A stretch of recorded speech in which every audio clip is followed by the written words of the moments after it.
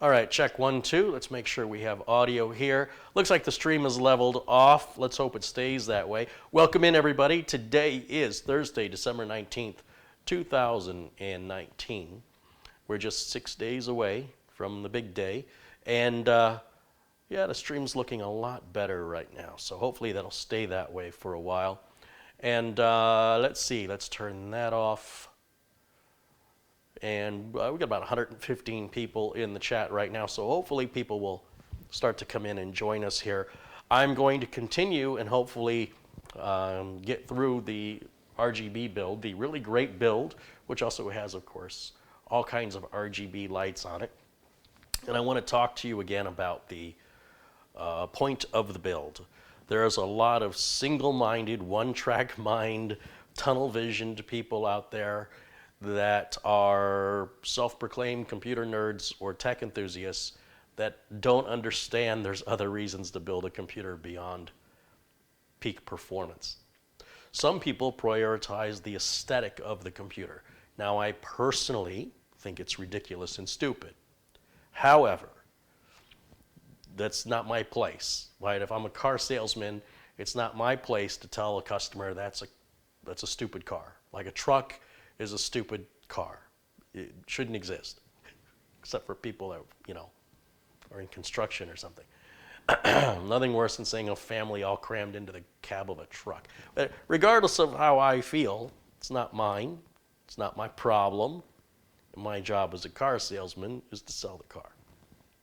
Well, my job as a computer technician and computer builder is to resolve my customers' issues, to build the customers they want. And so, even though the RGB stuff to me is a waste of money, it's a cabling nightmare, it's more complicated with the software you have to run, blah, blah, blah. Customer wants it. So when we're building the system, we're going to do things in an untraditional way in the terms of, say, these fans here. These fans are not optimally cooling the liquid radiator. But we need to be able to see these fans. The whole point of this entire liquid cooler is the lights. And if we hide the lights, we might as well just throw a Mugen 5 on there and be done with it. We could put regular RAM in there, but no, we have to have lights on that RAM. And we've got to be able to see it. So we don't, if we were to put a cooler on it, the last thing we want to do is have that cooler overhang so you can't see the RAM. We don't care what speed the RAM is. Customer doesn't even know what that means. Customer doesn't even know what CPU frequency is. They don't care. A customer is going to have the fastest computer and the quietest computer they have ever owned. And they don't know that they could make it better because they'll be so happy with what it is. The possibility of making it better won't even enter their mind. The only way they can think to make it better is trying to figure out how to put more lights on it. I'm not being sarcastic. I'm dead serious. That will make this customer a very happy customer. And well, you might look at it as a technical nerdphile, nerdophobe, I don't know what you are, but some of you out there are going to look at it and go, well, you know, you're going to push your little glasses up and you're going to go, well, technically, and I don't care. And the customer doesn't care. We're not making this for you. And there are other priorities that are at stake here. Usually when I build computers, it's for businesses. Well, this will be used in a small home-based business, but it's got one employee, just kind of like me, right? So they don't have to deal with employees and they don't have to worry about every system being the same or having a support contract or a maintenance contract. None of that. It's basically a home user that runs a home business and they want their computer to be an expression of themselves. They themselves are somebody that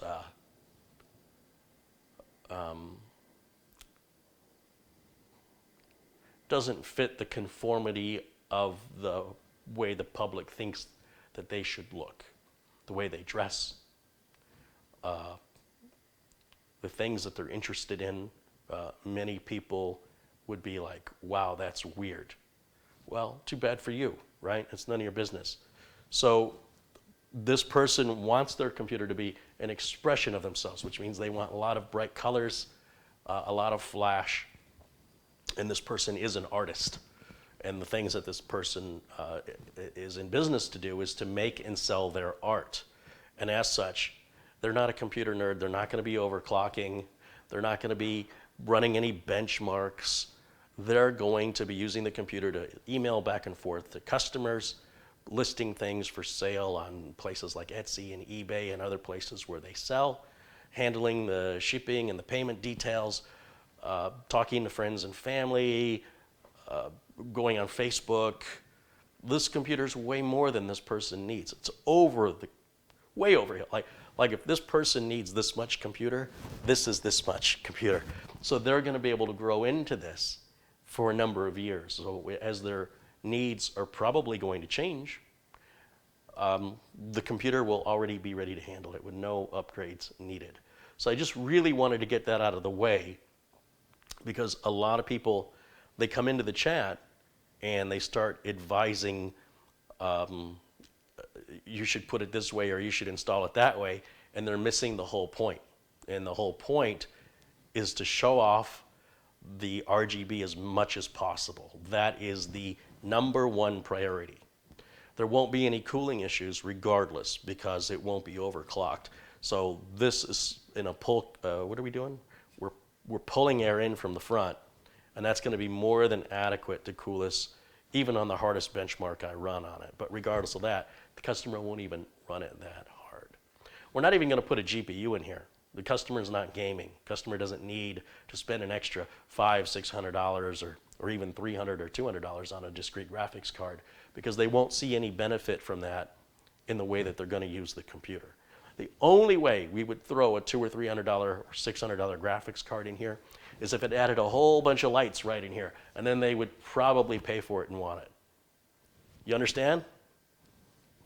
So this build is very, very different. The whole concept of it, the reason why it exists, and what we're trying to accomplish at the end isn't the fastest rig. It isn't the coolest temperature-wise. It is a rig custom built to meet the personality and the budget of the person it's going to. And I hope you build your system for the same reason. I hope you're not building it to compete with what Joe Smith built on Reddit. I hope you're building what you need, what you like, and what you're going to live with. Because whoever on Reddit doesn't have to deal with your payment plan, your budget, your consequences, your suffering, or your happiness. Only you do. And it's nice to show support to people who build things that aren't appealing to you, but still show them support.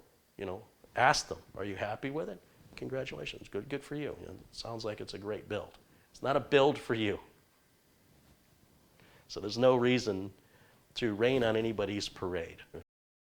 Positive and supportive community here. So Craig Nightingale's just contributed 5 pounds. He says, thank you for your great content over the years. You're incredibly informative and helpful. You don't get the credit you deserve, my friend. Thank you, Craig. That's very, very kind of you. Still looks like we're having a lot of drop frames today on the stream. It's a little iffy, so doing the best I can. This is out of my hands. Nothing here is changing with regards to settings, cables. All of that's the same as yesterday. We had problems with the stream the day before yesterday. Stream was great yesterday, and now it's back to being a little wonky today. So I appreciate you guys bearing with me through the situation. Again, if I get a studio, hopefully these issues go away too. The reason I didn't start on time today is the third camera just arrived today. After all that effort I went through to get it, it finally showed up. And they put it in 3 boxes. It was in a box this big. And then this is in a box that comes from the factory, in an outer box that's just a little, just big enough for that box to fit. And I was like, wow, 3 boxes. And then, of course, you saw yesterday when I unboxed it, it's packed really well in there. So that just arrived right when I was getting ready to go live, and I had to go, deal with the UPS man. So one more thing I can check off my list. So ultimately, building a computer should be customized, as I mentioned, to your specific needs, your budget. And don't let anybody tell you it's not good. Don't let anybody tell you what you should have done. The only person who knows what you should have done is you. Like, if you have any regrets about your build that you wish you would have changed, I wish I would have spent a little bit more for a graphics card. Or I wish I would have waited a little longer. If I'd have known these prices were going to drop, I wouldn't have spent so much money. That's all on you, man. That's all on you. That has no effect on anybody else, and there's no reason anybody should care beyond asking you if you like it, you know?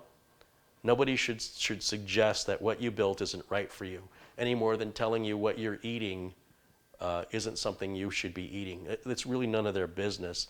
Unless you're forcing it down their throat, what do they care? You know what I mean? That's just weird. It's just weird. So I want to get back to this. I want to talk to you about, I was thinking about the issues. Mitch and I were struggling with the Silverstone PF240 liquid cooler. I've got to tell you right off the bat, I was really upset at the lack of detail in the very sparse directions that come with the cooler. And I was even upset at the factory video from Silverstone that shows how to install it, because I felt like they went through it too quickly. My videos, we do everything a bit slower, we do it at a real pace, and I feel like that's a lot easier to digest and better to set an expectation of how long something should take.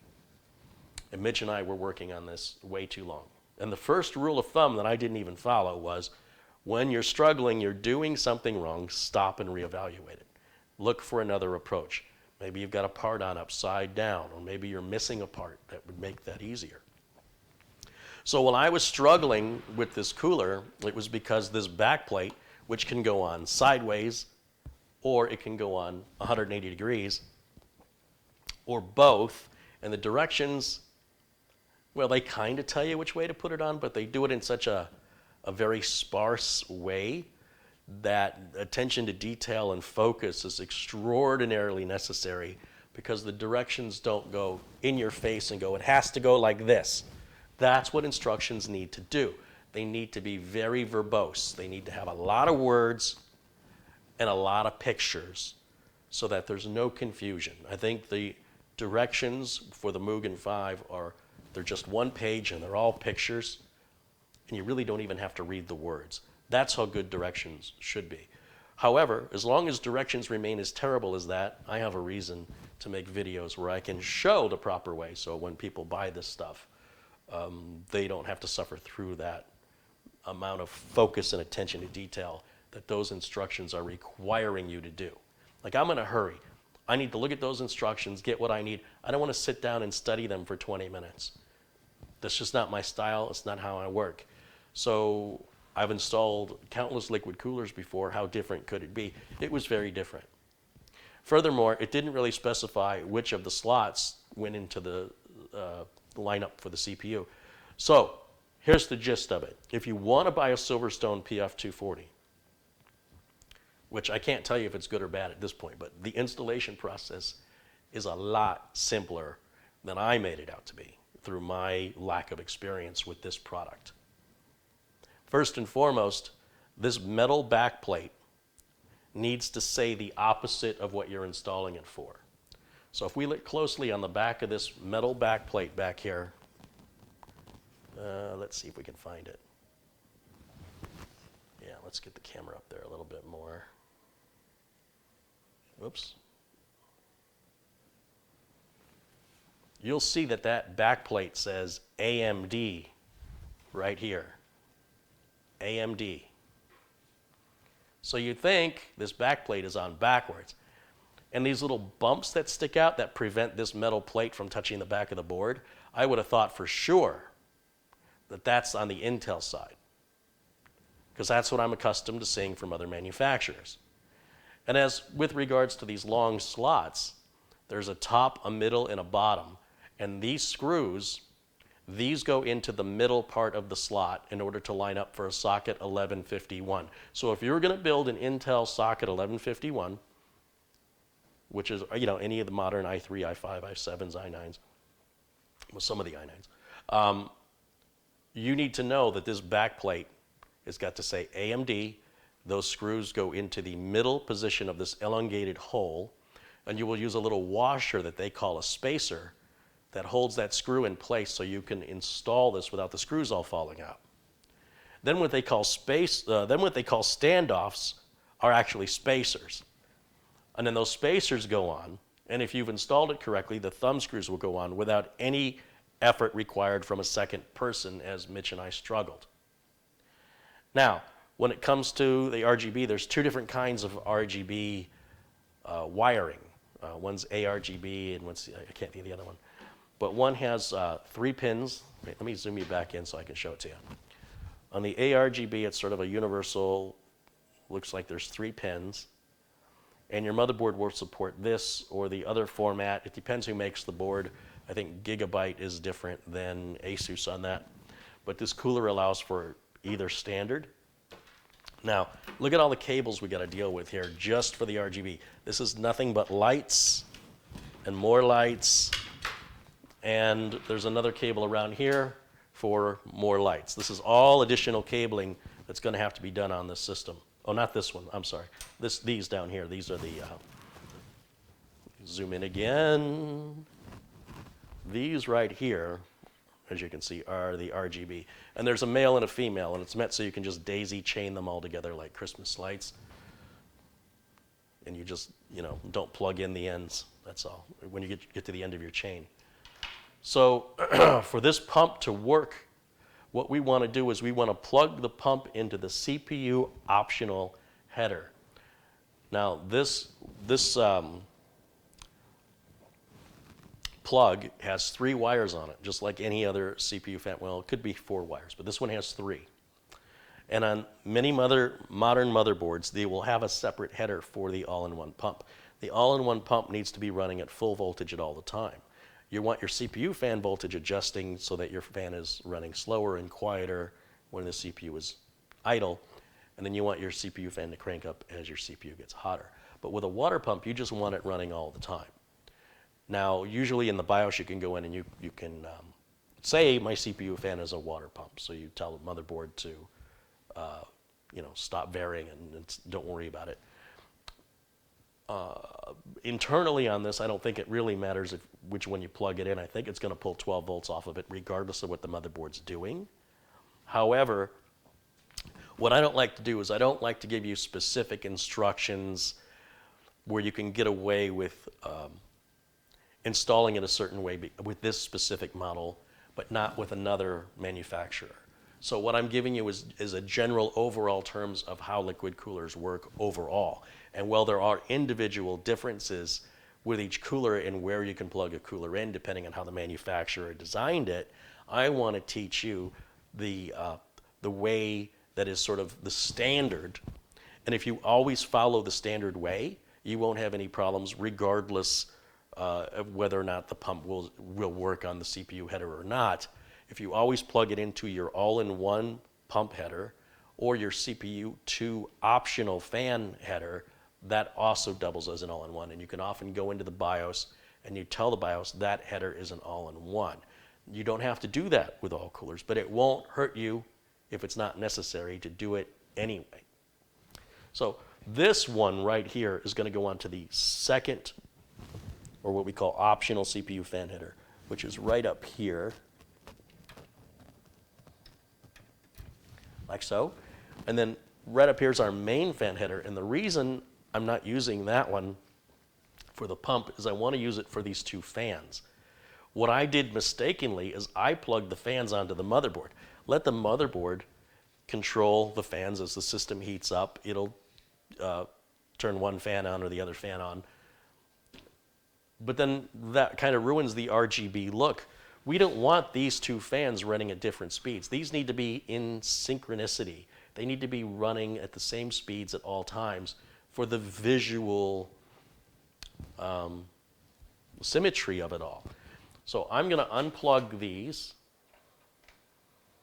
fans where I mistakenly plugged them in down here, because remember, we're building this not to run the quietest system, although it will be quiet. We're building it to be colorful.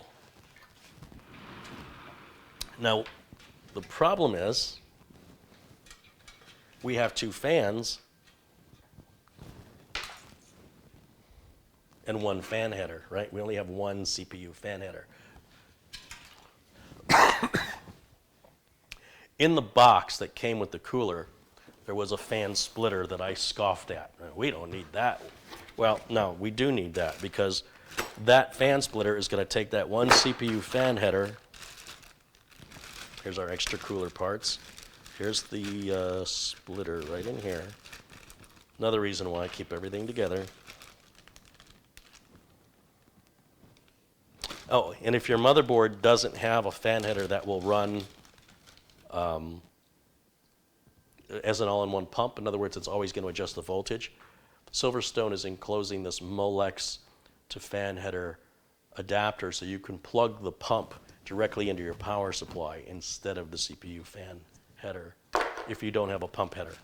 But if you're building with the Silverstone PF240, one would assume that you're not putting that on a 10-year-old computer. By the way, a 10-year-old computer should still have that option. It would have to be a pretty old computer that wouldn't have the option for an all-in-one pump, or a really cheap low-end motherboard that's probably cost less than the cooler you just bought. So those may be some exceptions. But all we need to do here is take the two fan power cables that are coming off the front of this, that's RGB. Here we go.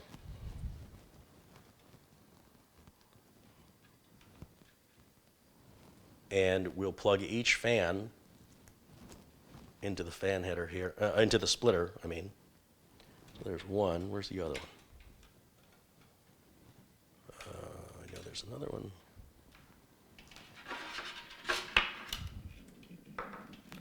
We're going to find it.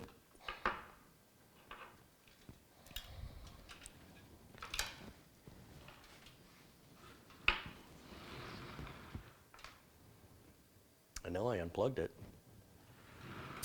I know I unplugged it. It's in here somewhere. Oh, right here. Here's the other fan plug. See, all these cables, things get confusing, as you can tell. I'm already confused, more so than normal. Now, with these two fans plugged into the splitter, this will go on the CPU fan header. We definitely want the system to know there's a CPU fan in it. Some motherboards will power up with an error message saying no CPU fan detected. So we definitely want to plug a fan in there. So we'll just run that up there for right now. We'll bring it around here, and right up next to the CPU optional, which is where the pump is. And by the way, on most motherboards that have a CPU optional, the headers are usually fairly close to each other, usually within an inch or inch and a half of each other in most cases. Now, it's very difficult for me to see in here. It is very, very dark. Let me just plug it on real quick so we can move on. Come on. There's no clip or anything. It's just a friction fit.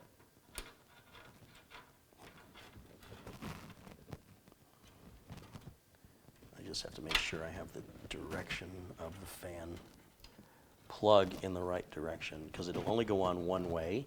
So again, if you're struggling or forcing something, you're probably doing something wrong.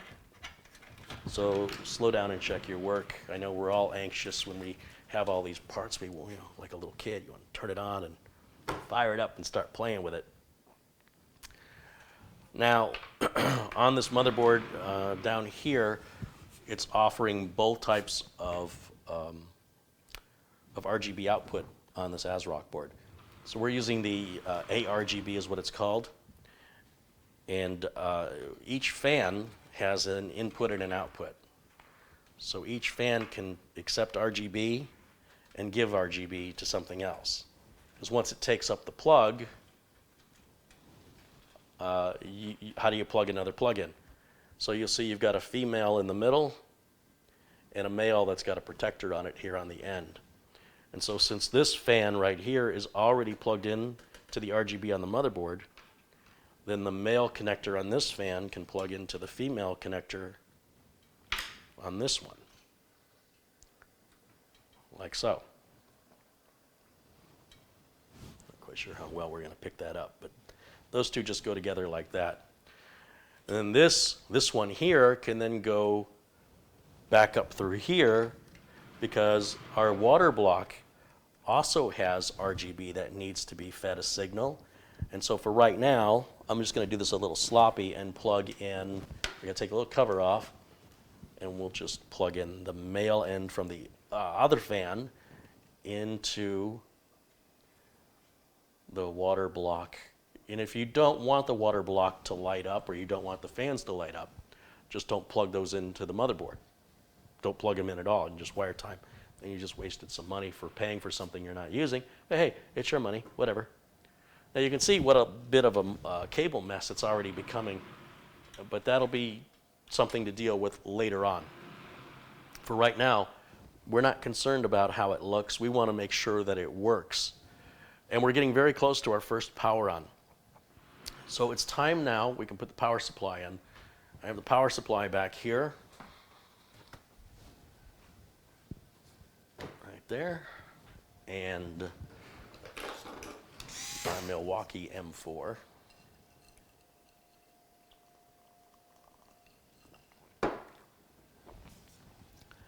And we can zoom this in a little bit. I don't think you need to look at my ceiling.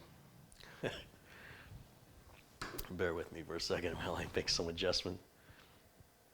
All right, so now to put this is the BeQuiet StraightPower 11 power supply. It's 650 watts, fully modular. You can see all the options there in the back for drives, graphics cards, and motherboard. And with the BeQuiet Pure Base 500 case, this is the windowed version of the case. For $10 less, you can get the non-windowed version. And if you do that, I hope you're not planning to put any RGB on it. Because with the non-windowed version, nobody would ever see it. I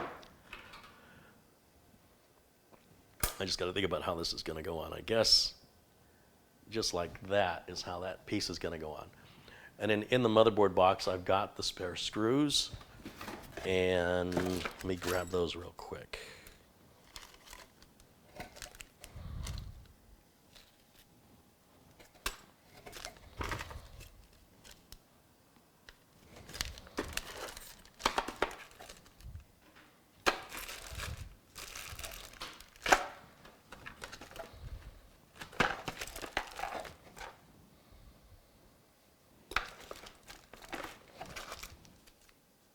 There we are. These are the screws that actually came with the power supply, which are perfect. We could have also used the exact same screws. They're these just little black common screws we see on PC builds. And we'll put one in each corner of the power supply.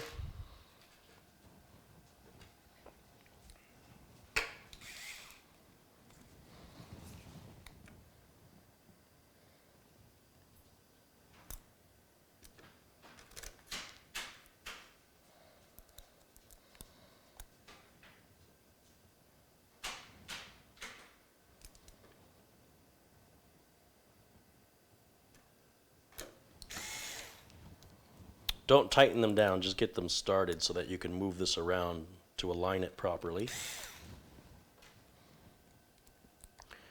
The one on the top left always goes in from the corner about an inch.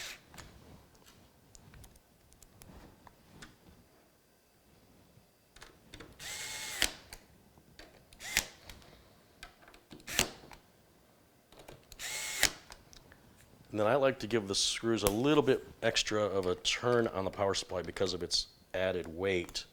I don't want it to vibrate free, and also because of the fan that's turning. It's probably unnecessary.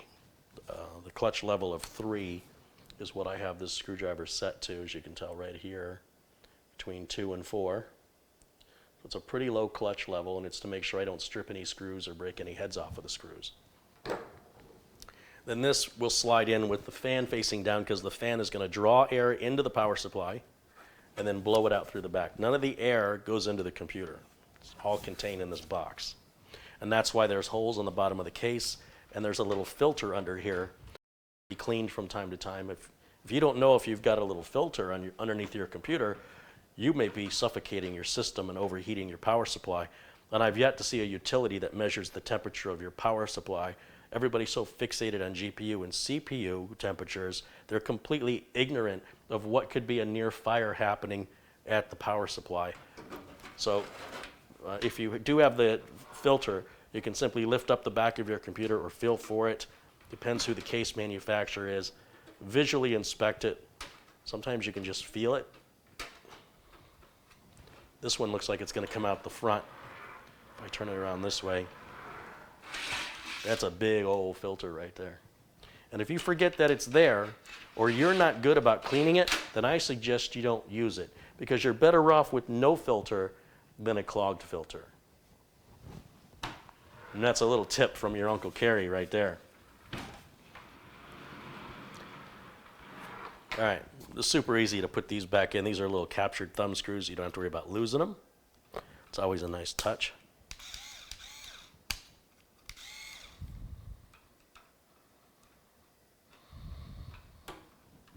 Sometimes easier to just start them by hand. You see how much play that has, and it's got to be lined up just right, or you will cross thread it, which you definitely don't want to do.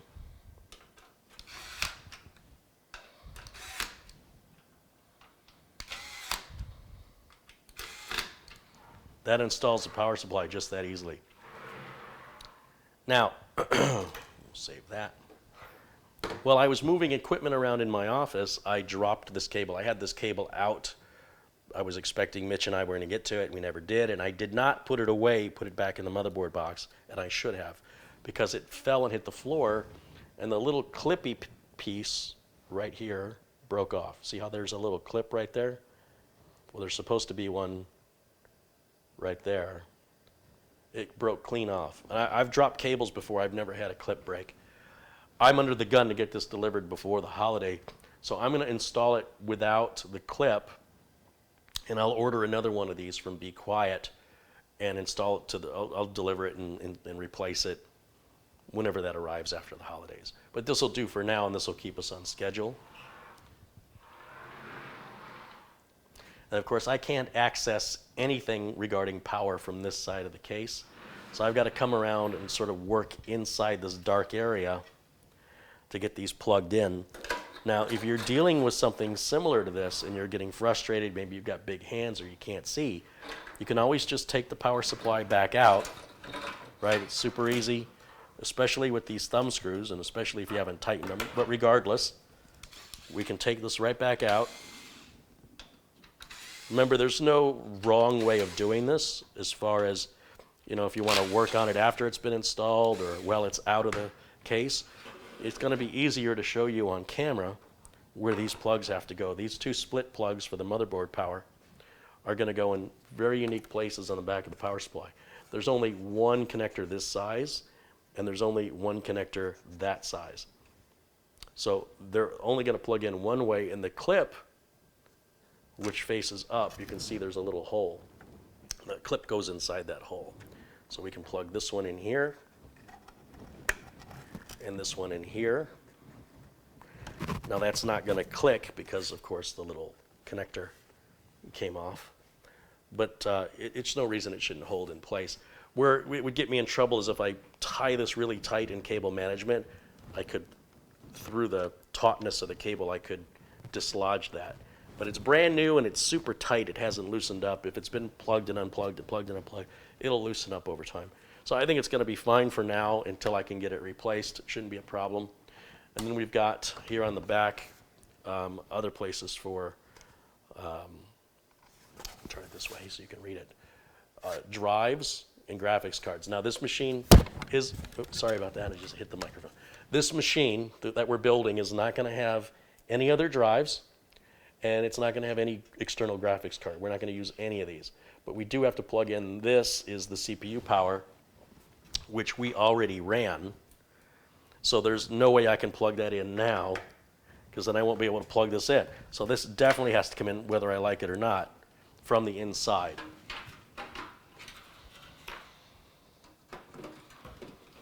Now again, that's the way I decided to build it, in that order. You don't have to follow my order. You can do it completely opposite way if you want. Whatever works for you. That's one of the fun things about building a computer, is your ability, your option to sort of explore a way to, or an order, to install that is most logical or most fun or most challenging, whatever floats your boat.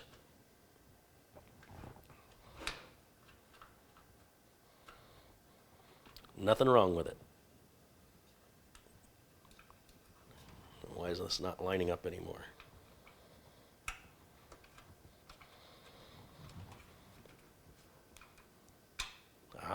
It kind of shifts a little left and right. So again, you definitely want to start these by hand because it'd be very easy with a powered screwdriver, especially a strong one, to just strip those, get the screws going in sideways or something.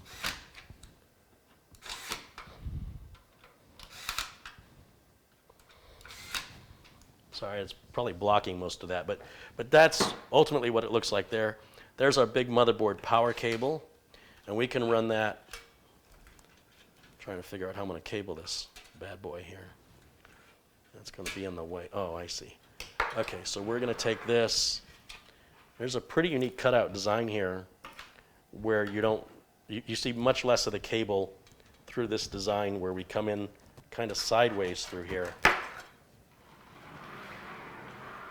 And that way this piece is covering the big gaping hole. Like when you see me work on the Corsair 200R, you see those big cable management areas fully exposed. But that, of course, is not a windowed case.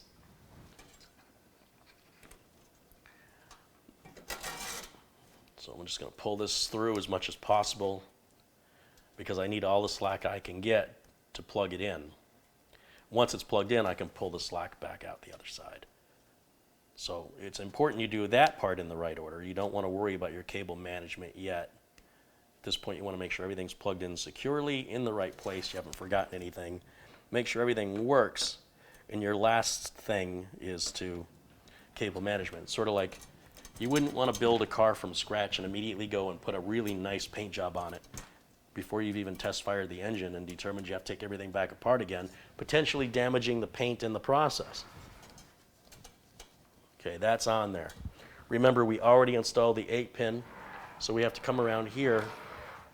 Once again, find a way to route this where it's not going to get tangled up. And it's very difficult to see, very difficult, because this should have gone on first, but if this went on first, I wouldn't be able to take the power supply out to put on this one. But because I put on this one, I can't see behind it, because the design that they put all of the modular plugs vertically, one behind the other, means you have to work your inside to outside because we cannot get at it from this side at all. This piece does not appear to come off. It looks like it's riveted in there. So the only way I can get any more room or visual is to take out this hard drive tray, which we don't even need for this build. And it's just 2 thumb screws. That gets it out of our way. Hey, lo and behold, look at all this room I've got now, and I can see in there.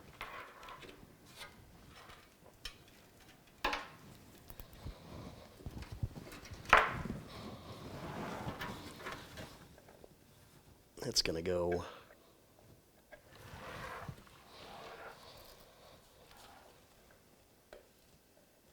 right there. Just plug that in. Right in there. Give me just a second here. I gotta turn the house heat down. It's getting hot in here because I'm working. Getting stuff done. Yeah.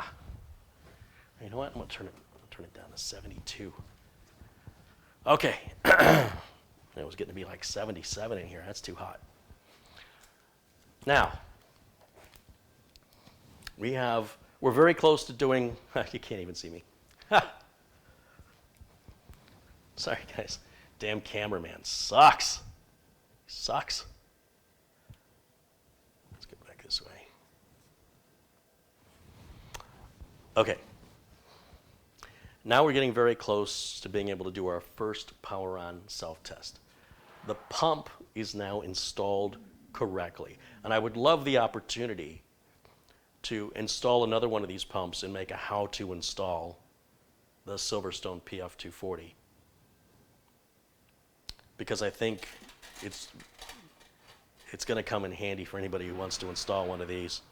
unless you're much better at interpreting the instructions than I was, which pretty much probably anybody is, to be honest. I'm in a hurry, and I have a lot of experience, and I believe anything I'm doing should be similar to something I've already done when it comes to building or repairing a computer. I had someone reach out to me recently when I mentioned I've never been sent a computer for repair that I've not been able to repair. Everything has gone returned back to the customer fix, or in a very, very rare case scenario, the cost to fix it is more than the cost to replace it. So that would be the only time it wouldn't be fixable. Well, somebody reached out to me and they said, you know, they've had this computer to 3 or 4 different shops. Numerous people have looked at it. All these parts have been replaced. It just keeps blue screening. They're at their wits' end. They asked if they can send it. So hopefully, I mean, they haven't committed to sending it yet, but I hope they will send it, because I can show you how every problem is fixable. You'll see I'm very confident. I've never seen a problem that couldn't be fixed. And if you have an issue where you're at your wits' end and you would like me to look at it, you can reach out to me. Go to tech-vets.com. It'll say how to contact us, and you'll see Mike Smith's name and my name. Click on my name, and that should start your email program, and you can tell me what your story is. You will have to pay for the shipping to get it to me and the shipping for me to get it back to you, but I will do all the labor for free. If it needs any parts, hopefully everything's under warranty and I can address the RMA for you. But if you need different parts, like you have something that's incompatible or you're out of warranty, then you would be responsible for paying for whatever those parts would cost. But we would talk about that. Like, I wouldn't just surprise you with a bill. Oh, by the way, your computer's fixed and it's $15,000. I don't do that. So if you're interested in that, it makes good video content here. It helps you. It saves you money. And you know when you get it back, it's going to work finally after all their struggling. I'm hearing from people regularly that feel like they've done everything and they've talked to everybody they know, and there's just no fix. There's always a fix, and I will find it every time. Or I will give you your money back. I will give you your money back and return your shipping cost. If I'm like, I don't know what it is, I'll pay for it. I'll pay for your cost of shipping, because it's never happened. It's never, ever happened. I will find the fix. That's not boasting. That's just fact. All right. We got our front port header to plug in. This is the USB 3 header here. They've got these Velcro cable management straps that I'm going to have to undo, because that USB 3 has to go up here close to the... It's nice this motherboard has 2 of them, but again, we only need 1. That's got to come up here close to the motherboard power connector. So if I need this cable to go up there, you know what? Yeah. I'm just debating whether or not to keep it in that wire, in those wire straps, and just fold it in on itself if I will have enough slack. I might. It might just work. In which case, I would just have to, when I do the cable management, just run this, loop it in on itself like that. That only plugs in one direction, and it'll plug into either port. It'll work either way. I'm going to use the top one to keep the cabling looking as nice as possible, remembering that this is going to have a big glass window. This is all about the looks, so it doesn't make sense to have a big gap between these 2 cables. It just is not as visually appealing, and either one technically will work. So, you know, as to the technical side of it, doesn't matter. Once again, the focus of this build is on the aesthetic. It's on the looks. And so all this has to be hidden and put away. So we're going to pretend that's not there. We're going to tolerate it for right now, because we need to test and verify everything is working before we worry about how it looks, you know, while we're building it. So coming back around, we still have the front port audio to hook up. Front port audio is right here, and that's going to go down somewhere in the corner here on the front of the board. So we're going to bring it in. Where can we bring this in? Oh, it's nice that they've given us cutout. Ow, I just stuck my finger on that pin. Okay, there's cutouts down here at the bottom, so we can bring that in all the way over here, and the audio port is just the last connector. Like I said, ATX motherboards and micro ATX boards should be right in this quadrant, this lower quadrant of the board somewhere. Can you see if I drew blood? All right. So once again, I'm going to try and route it away from the other cables that I'm going to have to deal with later, so I won't have to rerun it again. And we'll go all the way up to that last, as far as I can take it, right up through that hole. And we'll come up here, and grab it, and again, pull all the slack in initially, so you can have some room to work, figure out if it goes up or down. There's a pin that will prevent it from being installed upside down. There's a blocked hole, so it will only go on in one direction. There's no clip or anything. It's very dark in there, so a good flashlight will be good to have if you're working inside of a computer case, whether you're building, upgrading, or repairing. You're going to need a flashlight. Now, I use these aluminum flashlights. They're 2 AAA batteries, LED, super bright, lightweight.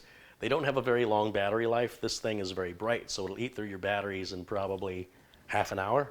So I use rechargeable batteries, and I always keep them charged up.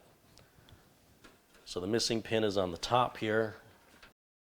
And you can see I'm using a lot of slack so I can bend this cable around as I need it to put it on the connector, kind of wiggle it and push it until it bottoms out against the bottom of the board.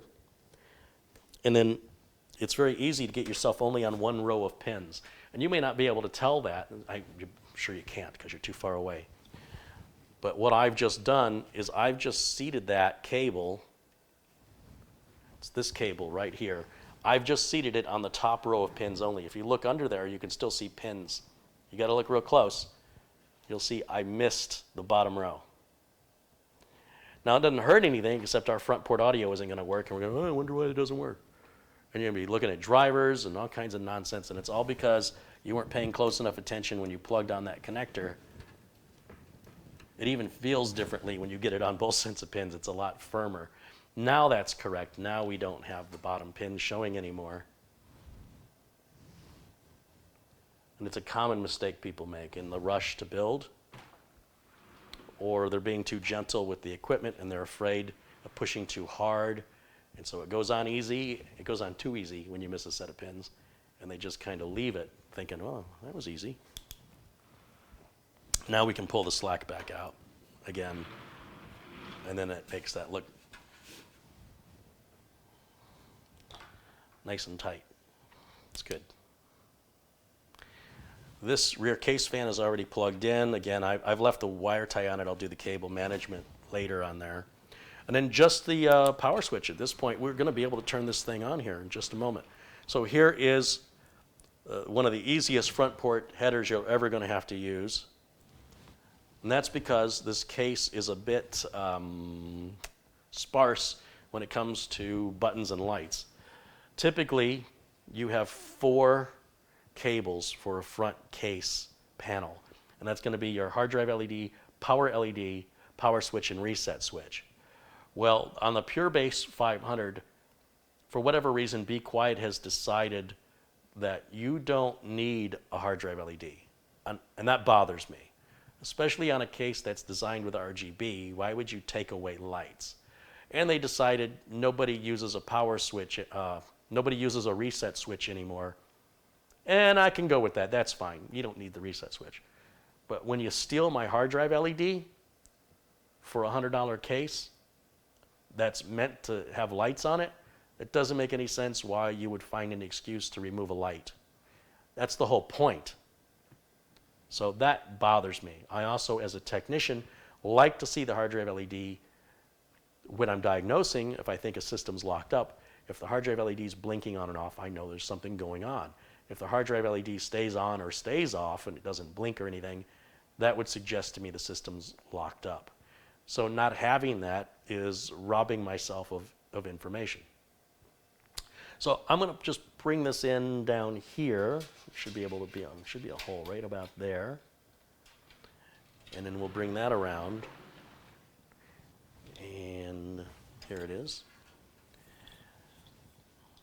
Now the benefit of only having 2 wires to hook up is we can do it a lot faster.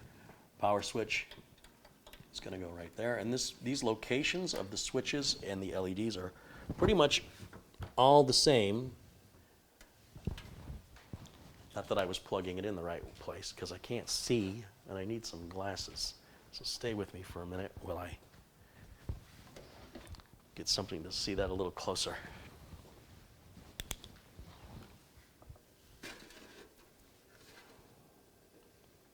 Yeah, they've crammed a lot of pins down in this little corner, Asrock has. I think they should have separated this away from these others because that's a fan header on the end. That's a little close. And then there's another header above that looks like for a speaker, and then there's another header over here and another header. They just crammed them all together, which doesn't make building it easier. It's kind of hard to see these pins when they're so jammed up next to each other like that. But that should be the power switch there. And then the power LED will go right beside it with the negative cable beside the switch and the positive cable right at the last pin on the top row. That should be it if they built it to standard. Oh, there's also a USB 3.1 header up here for cases that support USB 3.1 with a USB 3.0 and another USB 3.0. That's really nice. And we've got power switch and reset switch built into the motherboard if we wanted to test it. They're right up here. These are switches to power it on and reset it. I think that's reset. Reset power. But we're not going to use those. Those are like for technicians, for who's going to reach into their case to turn their system on and off. That's something you'd have to be working on the system to utilize that, or extraordinarily nerdy to think that the external power switch is not good enough for you. All right. Enough of that judgment. We're ready to test fire this bad boy. And I should be done with this hard drive tray, so we can plug that right back in. Once again, some stuff you have to only go in from the back because of this design. We'll make sure cables are all out of our way. And this has 2 positions. It can go here, or it can go about an inch over to the right, which gives you a little more room right in here. We don't need more room right in there, so I'd rather have the room to get to the power supply. So I'm going to move that as close as I can to the front. But do know that it's on the BeQuiet Pure Base 500, that this has 2 potential locations, or it can be removed completely if you're somebody that's not using 3.5-inch drives, especially if you have no intent to use 3.5-inch drives. You can kill a little weight from your case. It's not heavy, but it also gives you one less thing to have to mess around with, like you see me messing around with it.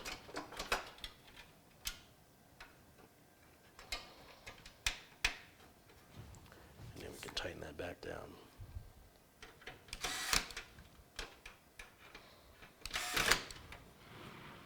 All right, guys.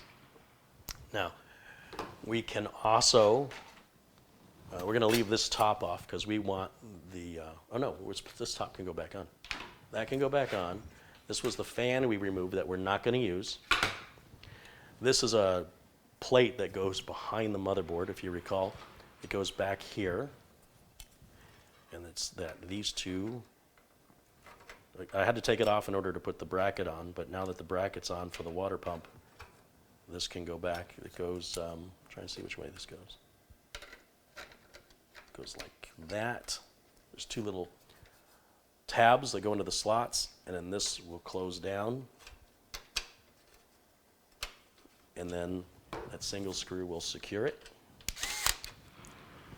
This has a foam pad up front for noise dampening, and the way it's going to be able to draw air in from here is it's got holes all throughout the sides and bottoms so it can suck air in. Whenever you see a case that appears to have a solid front and you think it can't breathe from the front, you don't understand the engineering behind it. I've yet to see a case that has a solid front. They always have space for air to be drawn in. It's more subtle and hidden for the aesthetic of it. But it's not going to be starved for air, despite what you think. This piece and this piece, so we've got a screen or a filter that can go on top. If you were to put a cooler up here and you were drawing air in, I don't know why you'd be doing that. You generally want to blow the air out. If you're blowing air out, you don't filter exhaust air.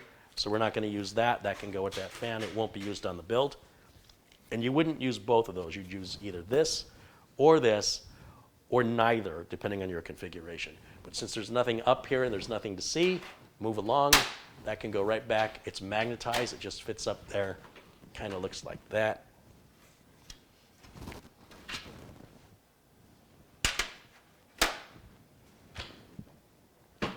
Starting to look like a computer, right?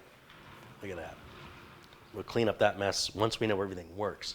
You got your power switch up here, the two USBs we hooked up, headphone and microphone front port jacks that we've already hooked up. They're all right up here. This piece was always attached to the case. This is not a part of the front, right? And that was a part of the case. And this, when we put the front piece on, it went around that. So let's plug it in and turn it on and get Windows installed if everything's good. Let's see. Make sure the power supply switch is in the off position, which it is. And I'll plug power in. I usually save the power as the last plug, so I'm not even following my own rules today, but the system's not following any of my rules, so why do anything the same? I need a keyboard and a mouse, which I have over here. And we'll just set that here. The little dongle for the... Looks like we had a little disconnect and reconnect. I'm kind of stopping for a minute. Hang on. Give it a minute, guys. There's some issue with the ISP today, it looks like. So hopefully I'm back. I stopped talking when I noticed the stream went offline. So the stream looks good. Everything should be back on. So let me grab a HDMI cable. And we're going to get this bad boy fired up and hopefully see some pretty colors.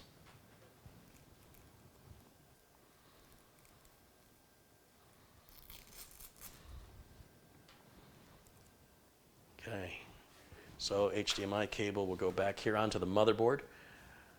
This customer only needs the built-in graphics. They have no need for a discrete graphics card, but if their needs change, they'll always be able to add one, and that power supply is more than enough for any graphics card they choose. All right, so now I'll plug this back into the capture card, which is basically the back of your monitor. Here's your monitor. Let me get my lucky Coca-Cola. See how lucky it is today. And we'll start by hitting the switch on the back of the power supply to the on, and you'll see the RGB lights already starting to come on the motherboard.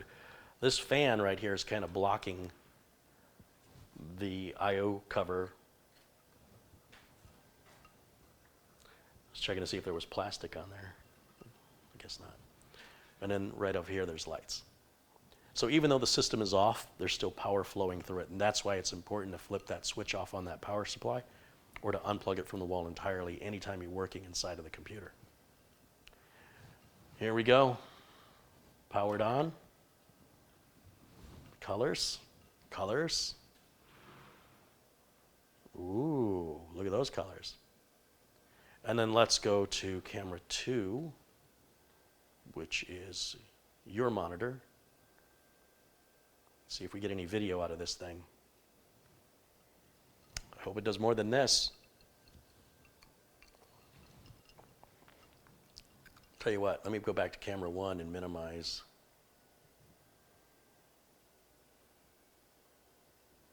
Put myself here. Well, I expect it to do more than that. Oh, wait a minute. Is it doing anything? No. It's my HDMI cable all the way in. Let me check the HDMI cable on the other side. Sometimes they don't seat all. Well, this isn't good. I expected it to do more than this. Let's see.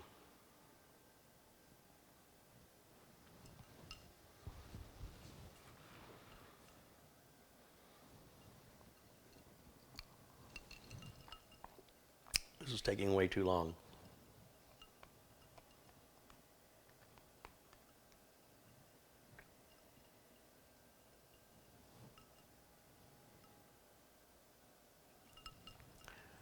I'm going to turn it off. And I'm going to try turning it on once more. Sometimes if you don't have the HDMI cable in, oh, look at that, it automatically just fired right up. Oh, see that? Sometimes if the HDMI cable isn't in, and it doesn't determine which monitor you've got.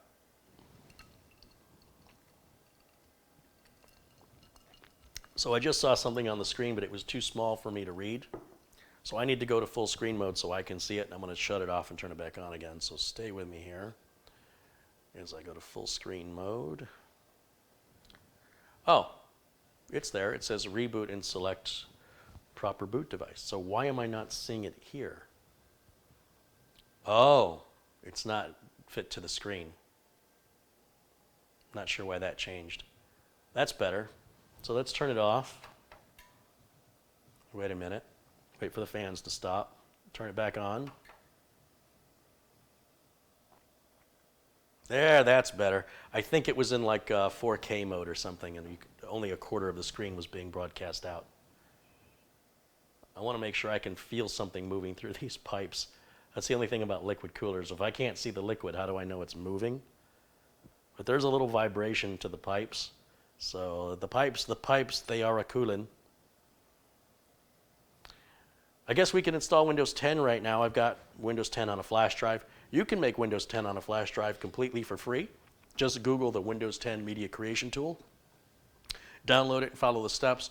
You need an 8 gig or larger flash drive, and I recommend you spend 15, 20 bucks on a fast flash drive unless you've got a lot of time on your hands. This will install Windows 10 faster.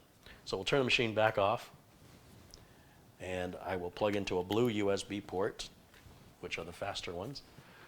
Hit the power switch again, and now the system should automatically boot to that flash drive because it has nothing else that it can boot from. We do have a solid state drive in there, but it hasn't been partitioned or formatted or had an operating system installed on it. So you've seen me go through this install process numerous times before, and it is always the same. Next. Install.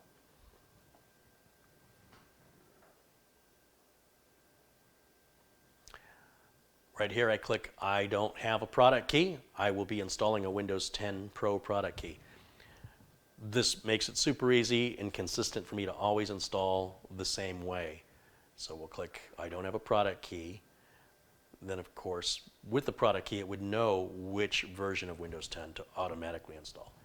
I'm doing it the other way around because I found I have less trouble with the product keys activating properly, especially if you want to use a Windows 7 or a Windows 8 product key. You need to do that at the end. We'll click Next and accept the license agreement. Click Next. And then I always choose Custom Install on a new install, or if I've got a machine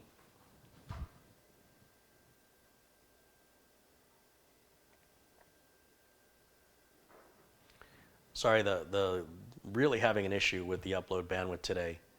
So I'm hesitating when I notice OBS is not broadcasting or it's sending out 0 kilobits a second. It's really struggling right now. There we go. Now it's back up where it should be. I don't know what's going on with that. It's very strange. Now it's dropping.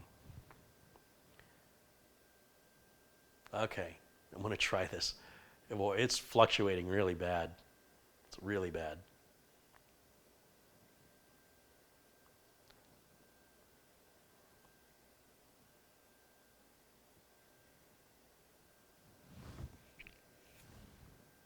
All right, let's see if we can maintain that one. So I'm going to choose Custom Install. Anytime I've got a new drive with a new install of Windows, or I've got a system that I'm going to just delete the existing partitions and do a clean install of Windows, I always choose Custom. Now we've only got one drive installed, and I always recommend on a new build, if you're going to install more than one drive, start your build with installing your main drive And don't install any second, third, fourth, fifth, sixth. Don't install any other drives. Not yet. Save those for later. That way this list won't come up with a bunch of drives. You have to pick the right one.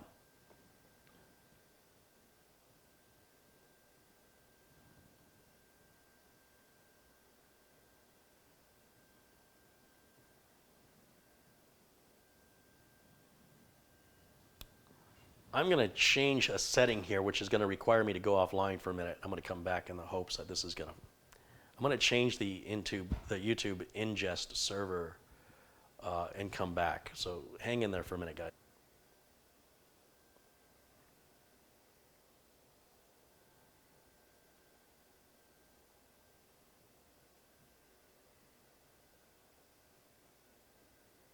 Okay, so the problem still seems to exist. It doesn't seem to be... It doesn't seem to be on YouTube side. It seems to be on my ISP side.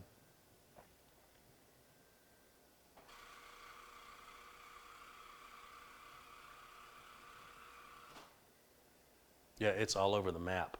Okay, so I'm going to go ahead and let Windows go ahead and install. As I mentioned, if you're going to install multiple drives in your build, start by installing only the main drive you want the operating system on. Don't install any other drives yet, because otherwise you're going to get this big long list of drives and you're going to have to study it to figure out which one is supposed to be your boot drive. And you can't use those other drives anyway, so there's no point in putting them in right now. It's just adding unnecessary confusion and slowing the process down, because you've got to read the list. Even if you're well aware of which drive is which, it still slows you down. There's only one drive to pick, super easy, just click it and hit next. And then Windows is going to automatically partition, format, and install itself on that drive. So we just have to wait now, let Windows do its thing. And while that is installing, I can look through what I've missed here in the chat. Looks like some contributions have come in. So I'll give some shouts out here to those generous folks. Phil M. contributed £2. He says, better to watch RGB than have RGB. David M. contributes £20. Thank you, David. He says, been watching your videos for ages, and I'm inspired to replace my old Intel 2600K system. It's not often I can watch you live, so glad to have the opportunity to let you know. Right on. Thank you, David. Jim Ennis has contributed $5. Thank you, Jim.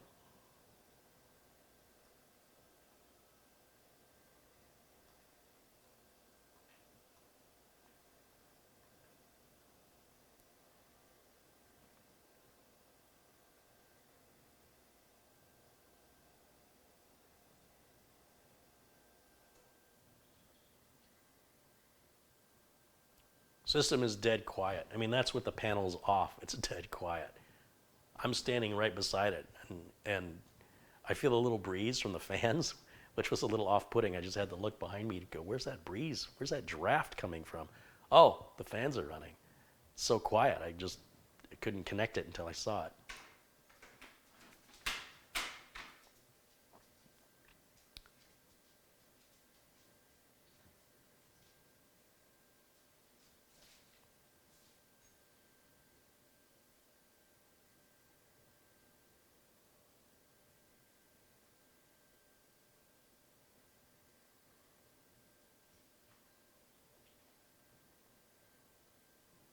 Nick is telling me YouTube is having issues. It's not just me. Lovely. Carey, do you know the program Driver Booster? Yes, and I also remember 10 years ago when programs like that were necessary. The fact that they still make programs that aren't required anymore, and they're still marketing them to people as though they have a purpose, a useful purpose. They're redundant and can cause more problems than they fix. I do not recommend any driver software apart from what comes from the manufacturer. So Intel's driver updater and then AMD's Adrenaline software, I think you can run that for checking for driver updates. I'm not quite sure how. It's definitely not as clear. And then of course go to AMD for your Radeon drivers, go to NVIDIA for your GPU drivers. There should be no reason you need a third-party driver program anymore, and it's too easy to install a wrong driver and cause your whole system to blue screen and be unbootable. But it's your system and it's your software, and you can certainly do whatever you want to with it. You won't catch me with it.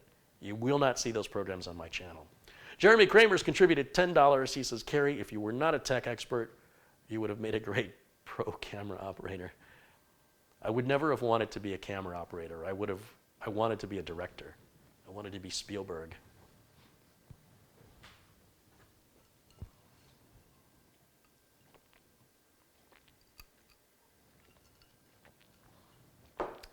You know what? I thought this case had some RGB on the front of it, but it doesn't. So I guess that excuses the hard drive LED. I'm still upset they didn't give me a hard drive LED.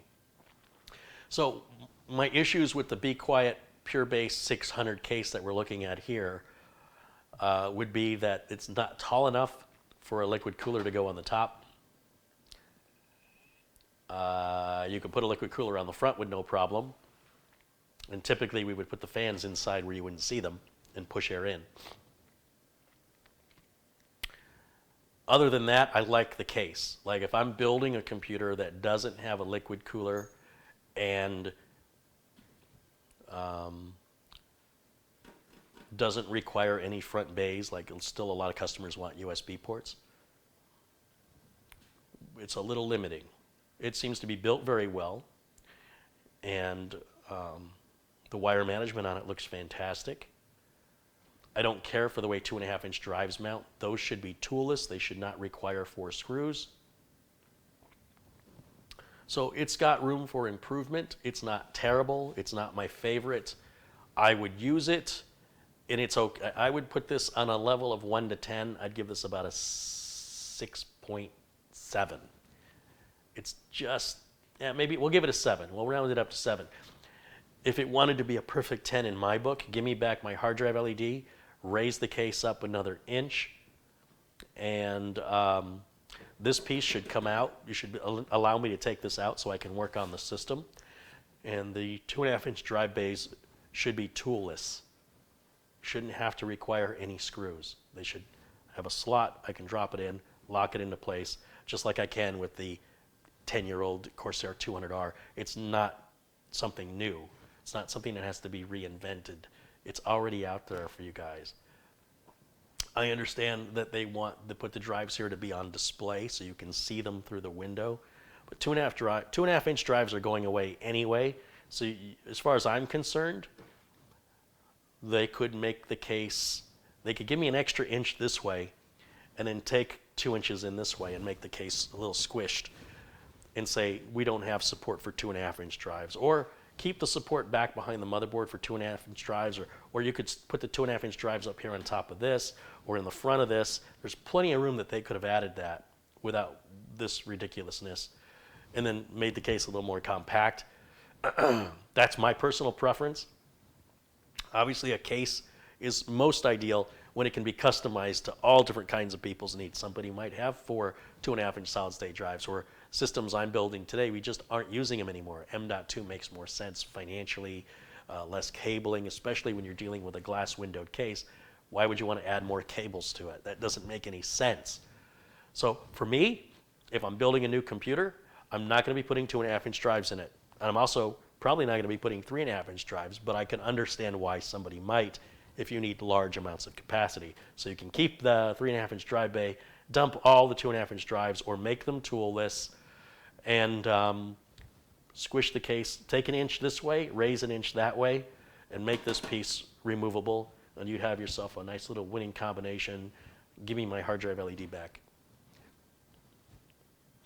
It's a good solid 7 for $100 or $110 for the windowed version.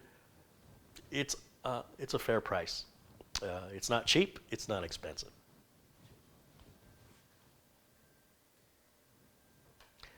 And we'll run some benchmarks. We'll run Prime 95 and see if this cooler runs as good as it looks.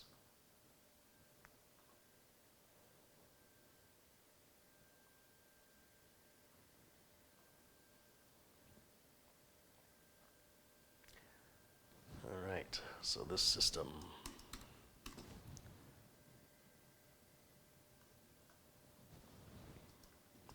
I can't see, it's too small. Hold on, let me go full screen on this.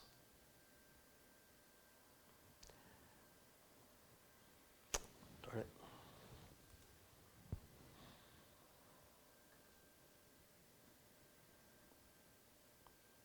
It doesn't go full screen for you, it goes full screen just for me. But I can't see otherwise. There we go.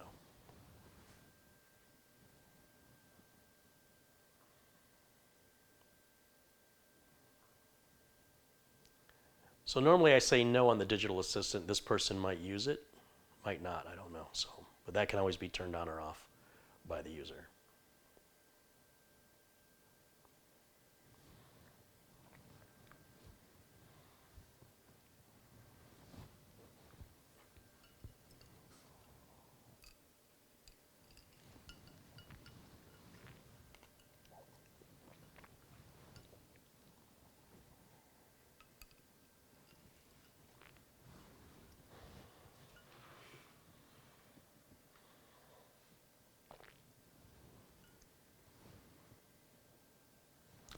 Kind of curious why the LEDs are flickering on that lower fan. I wonder if I don't have a connector plugged all the way in.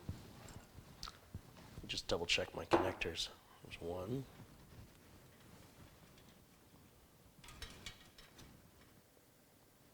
Did I turn off the lower one or the upper one? That's the upper one.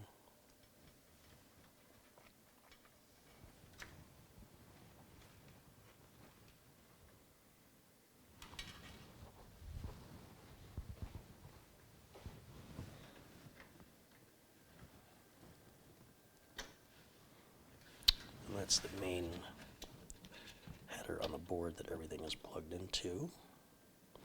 Now I can't see it because there's not enough light, ironically.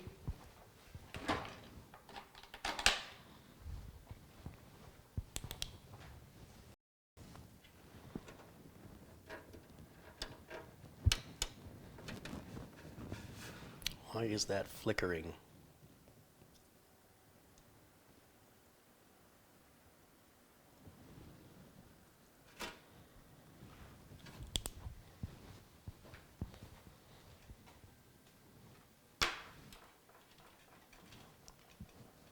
That's good, that's good.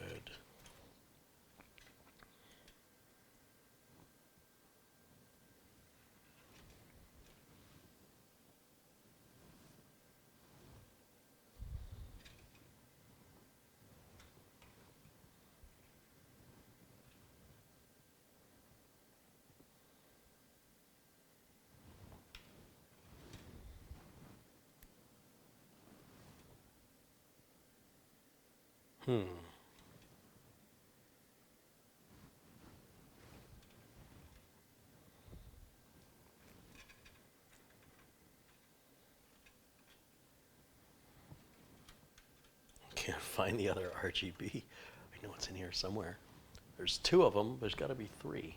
There's three things that have to light up, so I should have three connectors. One goes to the board.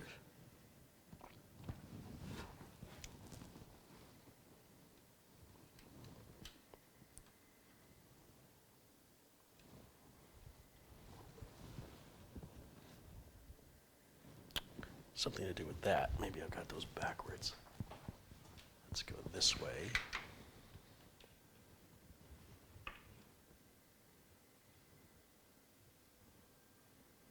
Oh,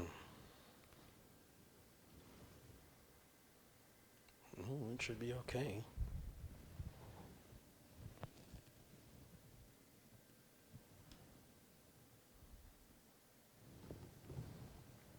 It's wired, as far as I can tell. I've wired it correctly.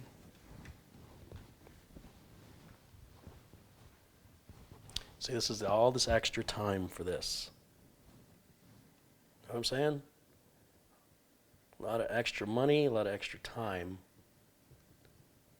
It's interesting. As soon as I plug in that RGB header, that starts flickering. Now it's fine. Now it's flickering. Why is that?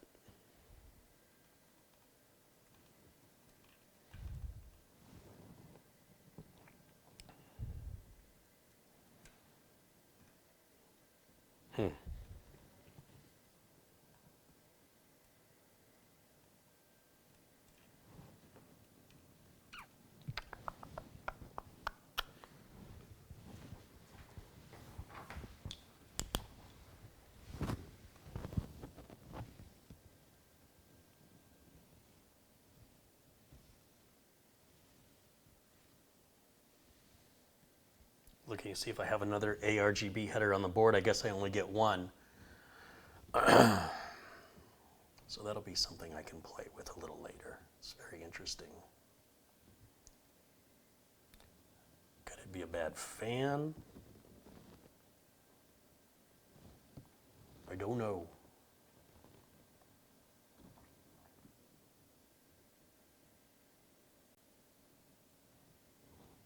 I'll play with that a little later.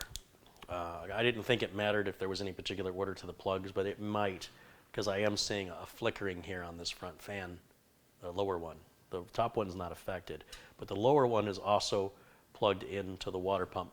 And when I unplug the RGB from the water pump, then that fan straightens out and looks right. So I'm not sure. It's not affecting the performance of the machine. Again, the emphasis is on how it looks, and I don't want to deliver it that way. But in the meantime, we do have Windows 10 installed. Let me plug the Ethernet into it, and we can go grab updates now. That's going to get us all our drivers automatically on an Intel system from Windows Update. On an AMD system, not so much. You have to do a little bit more work because the platform's just not as ubiquitous. However, hopefully, AMD will play along and pay Microsoft for that the way Intel does, so that you don't have to do so much by hand.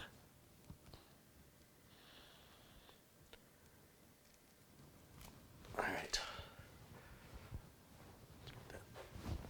There. Plug this in. Guess I can unplug the flash drive. There's 10 on it. Plug the Ethernet in here.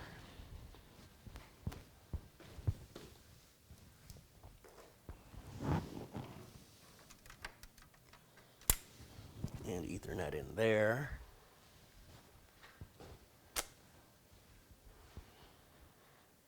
Now it wants us to create a Microsoft account, which I'm not going to do, and this is why I don't have it plugged into the internet when I'm installing Windows. So first of all, say no to this. Click OK. You don't have a choice, and it's going to try and get you to create that Microsoft account. Down here, say skip for now. And now we can go to Windows Update.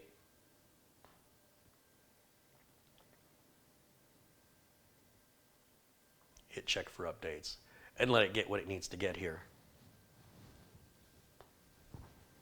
This is Windows 10 1909. I always install the latest version of Windows 10. Otherwise, I'll be spending more time updating if I don't. So it wouldn't make any sense to not install the latest version of Windows 10.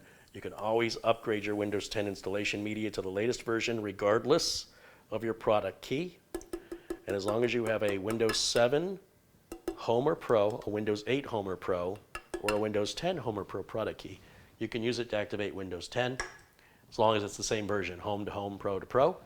Once it's activated, you never have to enter it again. If you ever have to reinstall Windows 10 on that same hardware after you've activated it, you just do it like I did it. Say you don't have a product key. When it's done, go to Windows Update, just like I'm doing. And if this had been previously activated, it will automatically recognize your hardware as having been previously activated. You don't need a Microsoft account for this. And it will reassign your product key right back to you and reactivate without you doing anything at all.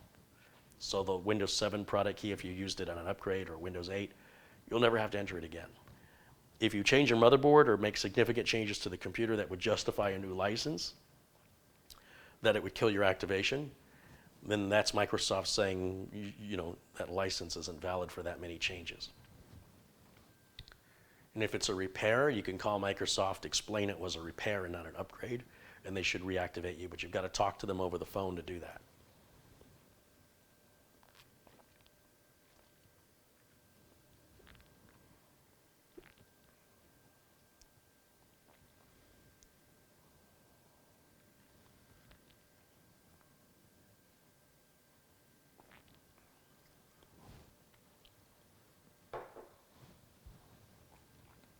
Carey, what software do you recommend for drivers? Go to the manufacturer who makes the product and get the drivers from there. That's what I recommend, period. If you choose not to follow my recommendation, feel free. But you won't catch me using any of those programs here on this channel. Not since Windows 10. Doing so is going backwards and in failing to recognize the evolution of technology. This technology is advancing very quickly, and things we did years ago aren't things we need to do anymore. But these companies just aren't going to fold up shop and go out of business. No, no, no. They're going to continue to convince you that you need their product even when you don't. And I would strongly advise you to avoid any driver-related software other than what's provided by the manufacturer. So AMD, Intel, NVIDIA, whoever the manufacturer is. If you've got Logitech keyboard and mouse, you shouldn't be loading anything that doesn't come from Logitech for your keyboard and your mouse. The same goes for your graphics card. The same goes for anything, any hardware in your machine. Go directly to the manufacturer, unless you like blue screens and crashing and having to dial back or reinstall, because that's what a bad driver is going to do for you.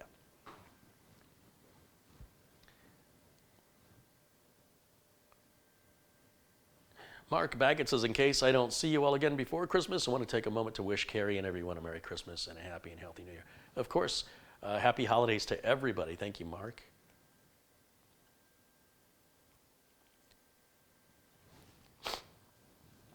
There were a couple other people that helped out with the purchase of the cameras. I mentioned two names. I mentioned Peter and I mentioned Dave, because they essentially, through their contributions, each paid for a camera. And then there were other large contributions from numerous other individuals like Stephen and like John.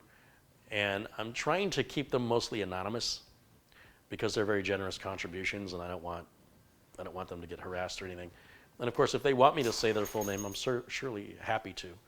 And there's probably a couple people that I'm forgetting right now, and it's not intentional, but it's with the strength of the community that enables this channel to continue to grow that much faster. And I can't thank you guys enough for it. And those guys that are doing that are paying the way for everybody else to continue to watch this content for free in the quantities that I'm able to produce it now. So many videos. I'm up to almost 1,000 videos now in the library. I think I'm 10 shy of that. So very soon there'll be over 1,000 videos. And I've made more videos in the last 2 years than I made in the previous 8 years combined. So that's how much the channel's growing. It'll be very interesting to see what 2020 brings to the channel. I'm looking very much forward to it.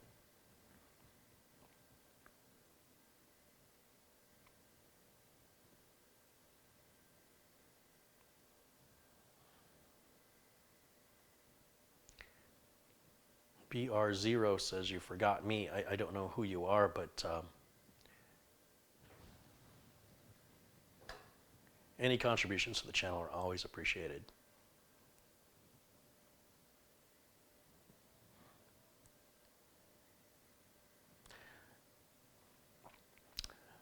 Pippi Lenkus has contributed €5. It says, thanks, Carey. You're the best teacher. I build a PC and it works. Yay. Right on. Good job.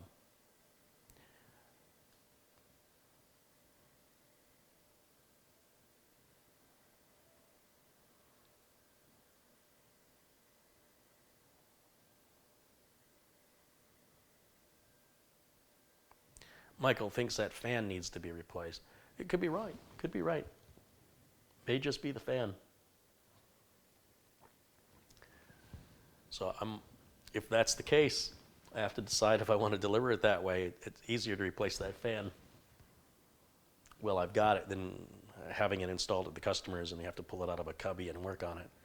I might not get if that's the case, the customer will not get the system in time for Christmas, which will be sad. So I'll have to make that decision.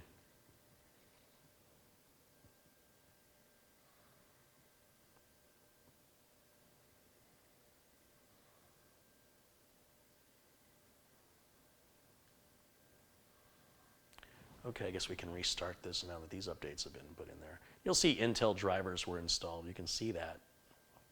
That's where the drivers are coming from.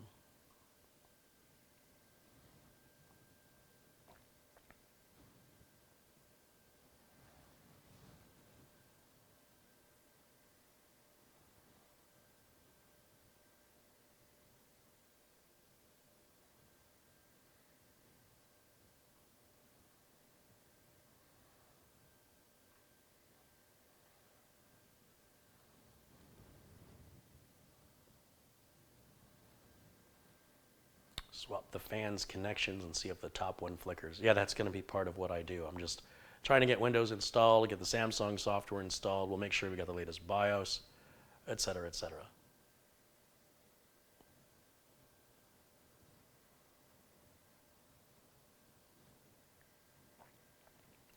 Michael wants to know if the board supports M.2.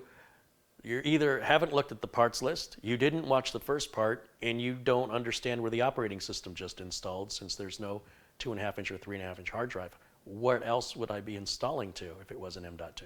So I would suggest go back and watch part 1 of the video. Eventually the video will be edited all into one piece, and you can see how we got to where we are now. Now, you can also click on the link for the motherboard. You can also click on the link for the M.2 drive. So there's numerous ways you will be able to answer the question you just asked, which was already addressed before you got here, apparently. So let's go back to update and security, and then we're going to check for updates again. We repeat this process until there are no more updates. What did I get the puppies for Christmas? The puppies always get an annual subscription to a bark box. So once a month, this box arrives, and it's got 2 stuffed animals, 2 bags of treats, and like one little sort of separate treat that I will either break in half. It's really intended for 1 dog, but it's too many toys. You're going to get a new set every month, so you're going to get 24 toys in a year and 48 bags of treat. That's a lot for 1 dog. So they share that, they split it, and they will disembowel the toys, and they'll go in the trash. Obviously, if they start breaking little bits off, I don't need my dog swallowing that and having to go to the vet for a blockage. So that's what they get. And then I have the very first friend I made in kindergarten, like the first day or whatever, the first friend I made in school is still a friend today.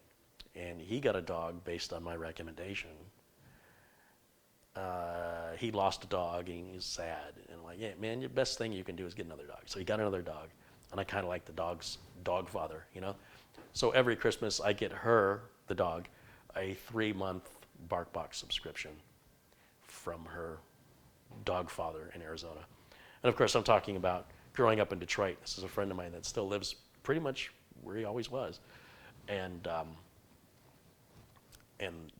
he loves that dog. It's a great dog. It's a female Doberman Pinscher, and she's very, very smart. And she is just very loyal to him. So when I asked him, he told me after I had visited him, he said he got a dog. And I said, that's great. What convinced you to get another dog? He goes, well, you recommended it. And I'm like, and you listened to me? Wow. But it turns out to be the best thing he ever did. Like his whole attitude had changed, you know. It seemed like he was a bit depressed and sort of, you know, he had been divorced and his dog died and he's living alone. Dude, you need to get another dog, man. And he's out there doing stuff with the dog all the time. They're hiking, they're walking around. He's training her, spending a lot of time training her, and she's so well behaved and so intelligent. And so my sort of part of encouraging that and you know, to be a part of it is get them a 3-month bark box subscription every Christmas.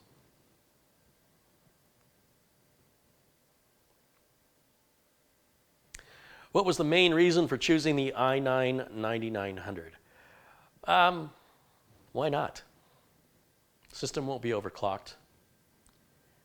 And anything less than that was significantly slower for a relatively smaller amount of money. So I thought it was the best bang for the buck for this system.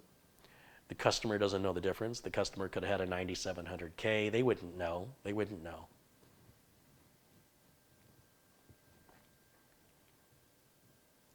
So we just went with the 9900.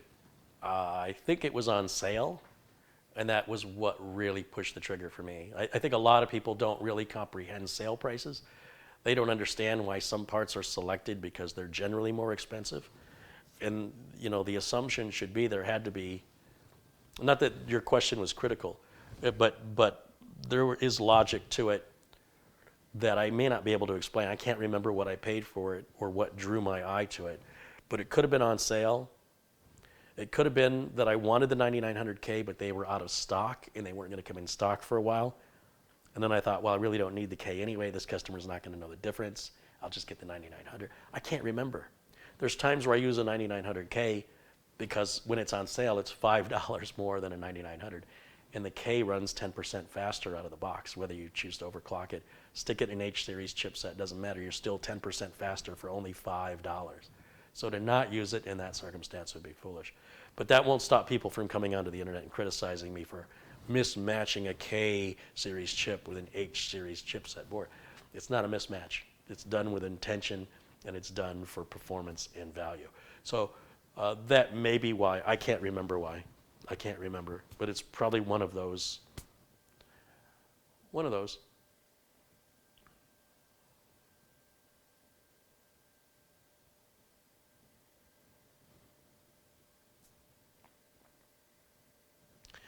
What UPS would you recommend for a build like that? The biggest one you can afford. The bigger the UPS, the longer the system will run. Any UPS will give you enough time to just shut it down. But if you want to be able to use the system for a while, you'll have to spend some bigger bucks for bigger battery capacity. So it depends on what your budget is and what you're expecting out of the UPS. Any of them will be fine.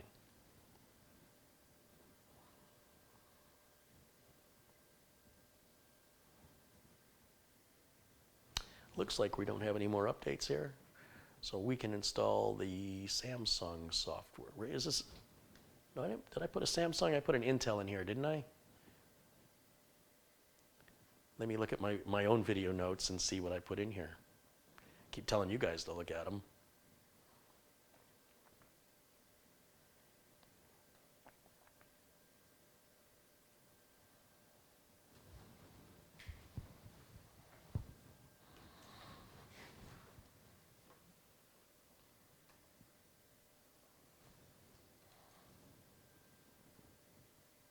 Yeah, it's an Intel 660p. So we can go to, if we type in Intel Ssd Toolbox, because the drive doesn't come with any software. You have to download it. So just go to Google, type in Intel Ssd Toolbox, and we can get Intel's NVMe driver, and we can get the Toolbox software, which I'll show you here in a minute. Let me go to the download center at Intel, and the first link that Google brings up is exactly what I want. Current version is 3.5.12. We can download the executable file, and we'll just we'll save that to a flash drive is what I'll do. I'll use this flash drive here. I'm just going to use the streaming computer to. Wait a minute, I don't have to do that. What am I doing? I can show you guys this whole process because I'm so used to doing things on the streaming machine. I forget sometimes that I can just do it directly here. So let's just do it exactly as I'll show you exactly what I'm doing. So we're going to go down to Edge here, and I want Google to be my home page. So I'm going to go down here, go to Settings, open Microsoft Edge with a specific page or pages, and google.com is what I want. And save that. Now when I close Edge and reopen it, it should open in Google. Now that it opens in Google, I can go down to the very last setting, down to Settings, all the way to the bottom. Oh no, it's not all the way. It's over here to the bottom, under Advanced, right here, Advanced. And then at the bottom, change the address bar search to Google, set as default. Okay, that's the way I like it. That's my preference. So this is how it'll open from now on, and I will type in Intel Ssd Toolbox. And here's the first link. We want the executable file right here. Hit download, accept the license agreement, and we can run it. We don't have to save it. Just run it directly.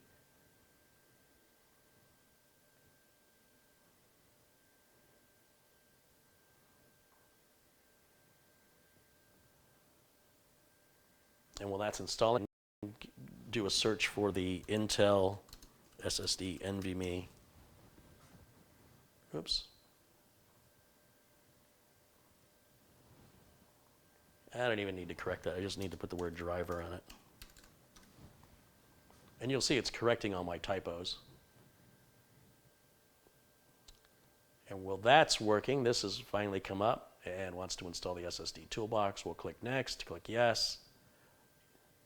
And while that's installing, I'll go back to what I was doing over here, which is I want the downloads for Intel SSD 660 Perry. Should have everything. There's the firmware update tool, which should be built into the solid state drive toolbox. Like if we have the toolbox, we shouldn't need this. Pretty sure. Although this says it's newer.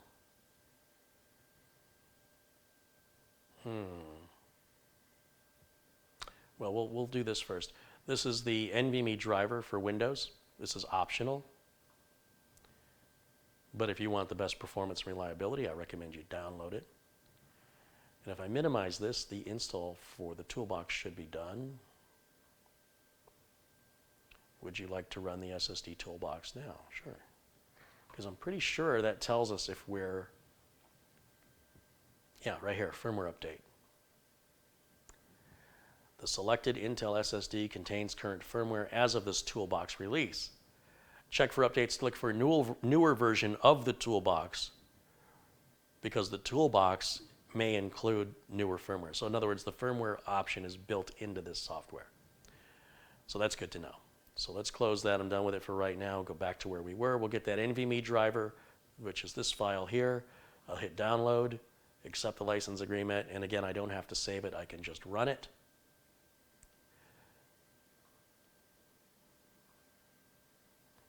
And we'll click next, accept the license agreement, next, next. I can close that window. I'm done with it.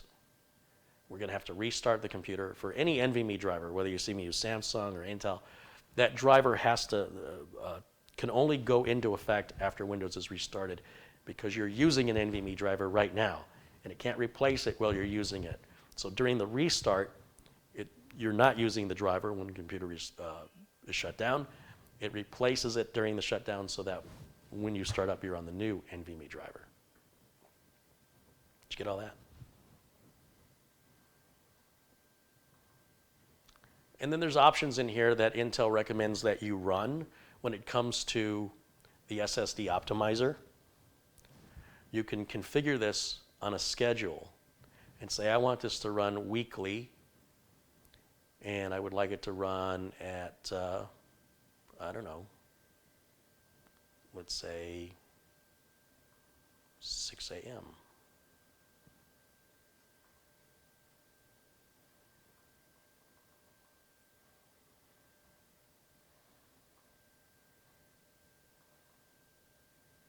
Six. Really? You're going to be that precise? I got to put minutes and seconds?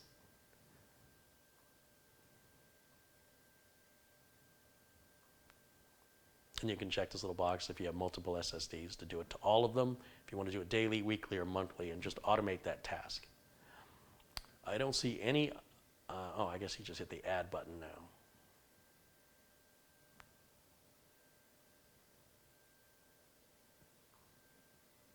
There it goes. So now that is in the schedule. And there's a diagnostic scan, a quick one, a full one, secure erase, firmware update, system tuner, which I'm not worried about because I haven't run Uncle Carey's Windows optimization tool. I've got to do that next. So I've got my flash drive with my custom tool on it, which again, there's a link in the video notes below the video. If you want to purchase it, it's $10, and this is nothing magical. You could do everything that I'm doing with it by hand. This just does it a lot quicker, and it does it without forgetting anything, right? So I copy it off of the flash drive onto the desktop. I always do that. And then I double-click it, click Yes. Up under Options, I can check for updates. There's all free updates. There's no updates available. That's version 1.3. all these options are automatically set based on your configuration. So all you have to do is hit apply. You will see error messages where it says access is denied. That's normal. It's just turning off drive indexing. It's nothing to worry about. And you can right click on any option to flip it the other way if you don't like those preferences. We have to restart for the preferences to take effect. Let's see how long this takes to restart. It should be pretty quick.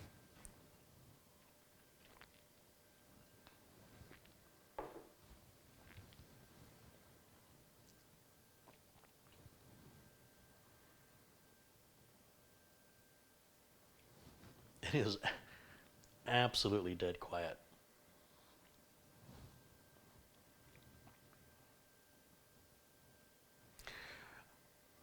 All right, I'm going to go back to my flash drive. Oh, what's going on down here? What's this exclamation point for? Yeah, wants me to keep creating a Microsoft account. All right, we'll go back to the flash drive, and we're going to bring over, in PC testing software, Prime 95 26.6. We'll drag it out to the desktop. And I want HW monitor. We'll drag that out to the desktop. Crystal Disk Mark, we'll drag that out to the desktop. CPU Z 1.91. These are all portable versions. None of these have to be installed. So they're easy to run, do what I need to do with them, and then delete them off the desktop with nothing in the registry or anything. So first thing I want to do is run Crystal Disk Mark. We should see about 2,000 megabytes per second on the reads and writes on the Intel 660p here. So we'll do all the tests. Let's see what this comes out to. You shouldn't really be using the system. Well, it's doing the test because it may affect the accuracy of your answers, but I'm going to just move these icons. That number's a little lower than I expected it to be.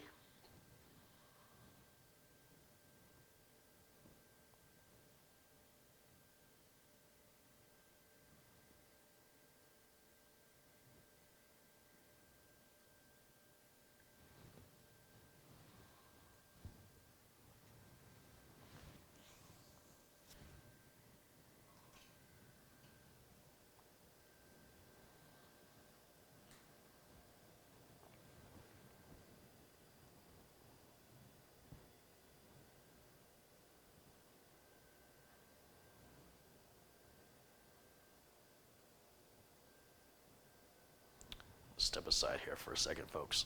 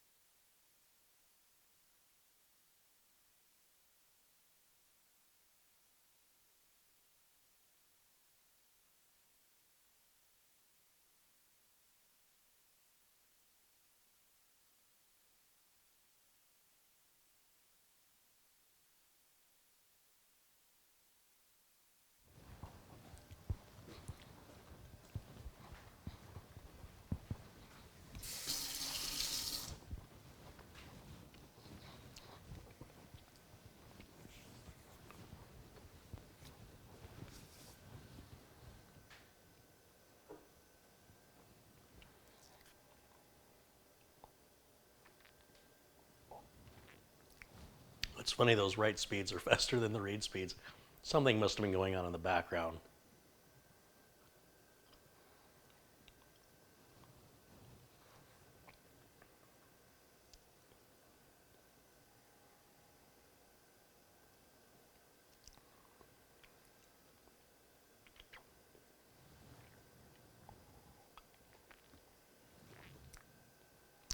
Maybe the dodgy LED fan requires its own header. No, the power to the fan doesn't apply to the LEDs. I don't think it does. And it wouldn't make sense. They're both getting the same amount of power from the same source. If I unplug the RGB from the pump, and I turn the RGB off the pump, it seems to fix that. Doesn't it? But now the pump's not lit up. The pump's still working, it's just not lit up. So that's the puzzle right there.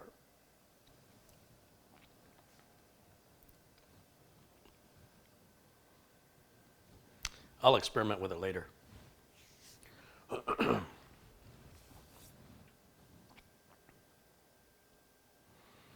guess I can get my timer out. We're going to run Prime 95. Let's see how well this pump works. It is a very pretty RGB, I will admit. I like the way these fans display multiple colors at the same time. That's pretty darn cool.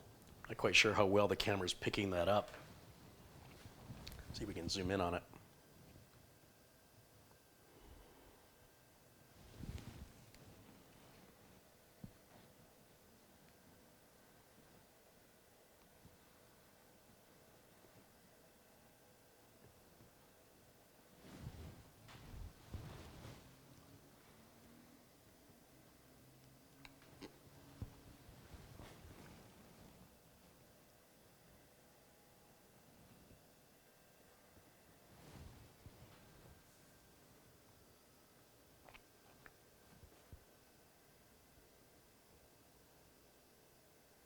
Yeah, I think it looks pretty cool the way that you can see usually with RGB you get one color or the other as it fades, but this one it fades multiple colors at the same time.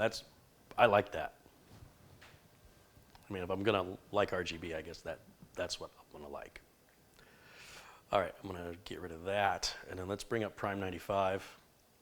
Well, first let's bring up the hardware monitor program. I gotta step inside here for a minute. I gotta go full screen. Okay, now I can see again. So we'll go hardware monitor.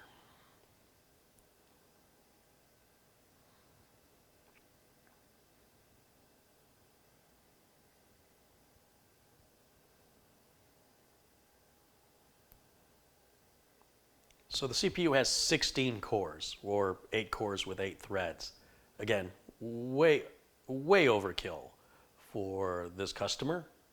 And if we look at the current temps, they're ridiculously low. Like, this is ridiculous. They're currently under 30 degrees Celsius. That's crazy cold. The minimum value is here in the center, and then the maximum value is here on the right. Based on that, this cooler is doing an amazing job. So let's run Prime 95, which puts an unrealistic workload onto the CPU for a full 15 or 20 minutes, I don't know.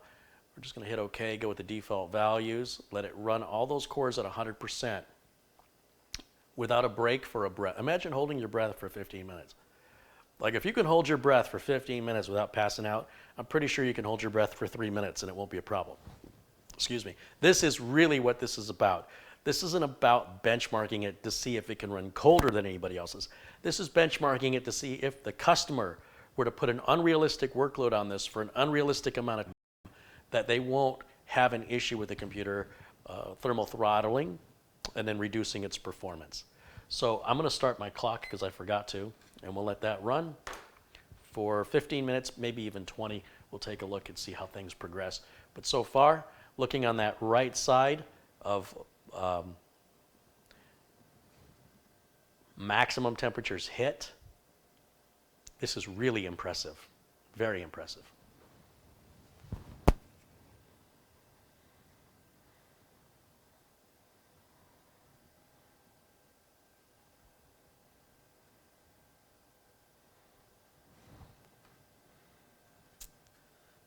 See, I messed with my gain in order to show you the lights. Now I got to adjust the gain. There we go. Looks pretty good.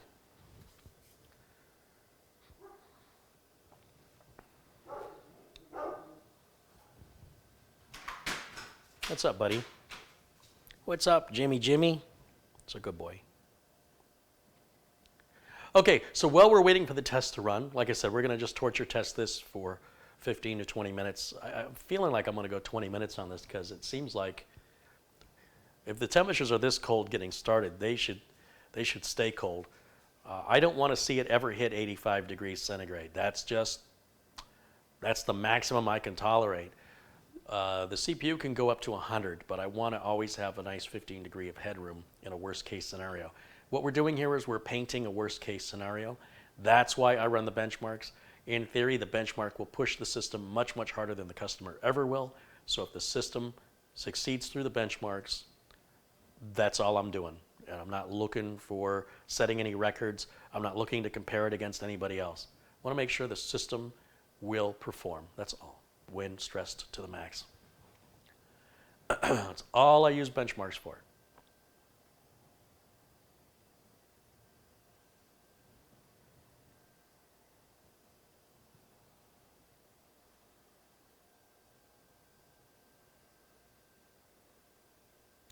Luke has contributed $20 through PayPal. Hey, thank you so much, Luke Greenia. Luke is another one who, with his contributions that are regular, they add up, and it helps pay for that third camera. I'm telling you, this is community-supported YouTube. There's no sponsors here. Well, you do get that ad that appears. I don't know what that ad is for. I have no idea. I have nothing to do with it. That's YouTube's ad. Apart from that, you'll see there's no ads throughout my videos. They're at the beginning, they're at the end. It's how I get paid. It's not much because of that. If I hammered you guys with ads every 5 minutes, I'd probably make more money. So what I'm counting on is for you guys to contribute something so I don't have to go and get ads and get sponsorships and put product placement. If you see products in the videos, it's because I like those products and I use them.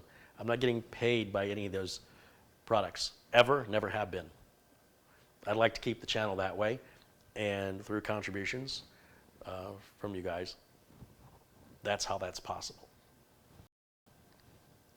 We're about 3 minutes into the test. Temperatures are still chilly. I love it, love it, love it.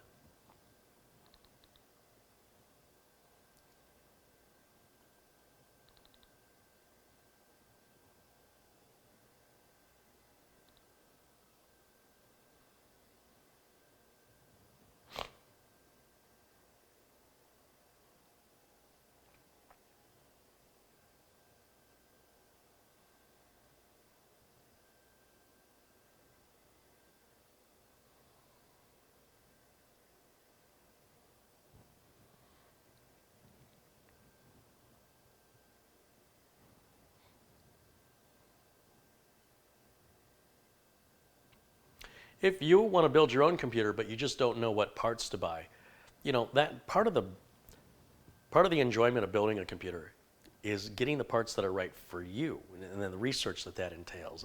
It's part of the adventure. But if it's more than you feel that you can do on your own, like if that part of it seems too intimidating, and so therefore you're just not going to build a computer because you just don't know what parts to get, and you feel like you don't have the time or the understanding, or you're just unwilling to go and do your own research, we have a very nice person here in the chat room. She's here in most of the live broadcasts. Her name is Catherine Anna Hauserman.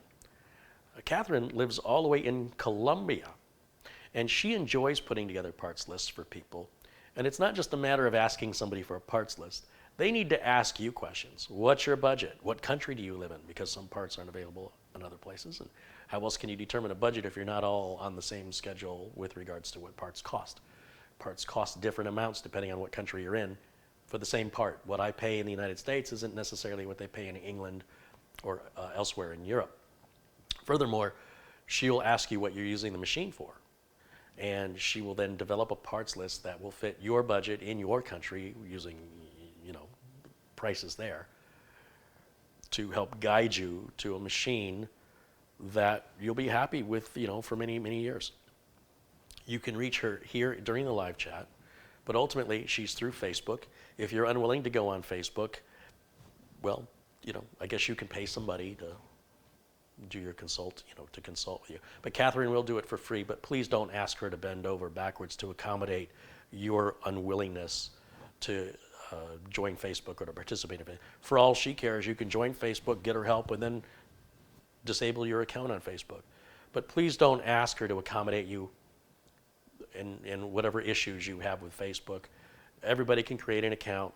You can put all kinds of fake information in it. Nobody's going to know the difference. And if you want somebody to accommodate you, expect to pay them. Like, you can pay me for a consultation. We'll talk on the phone for about an hour and a half for me to build a parts list for you. And that is a standard $125 fee, because it requires not only the hour and a half on the phone with you, but then I have to research it after we get off the phone. I have to put a list together and then email it to you, have you look at that list, ask any questions about it, make any changes as a result of any concerns you have, and then, it's a lot of time. So for Catherine to do that for free, you would reach her on Facebook. But she'll tell you about that here in the chat room.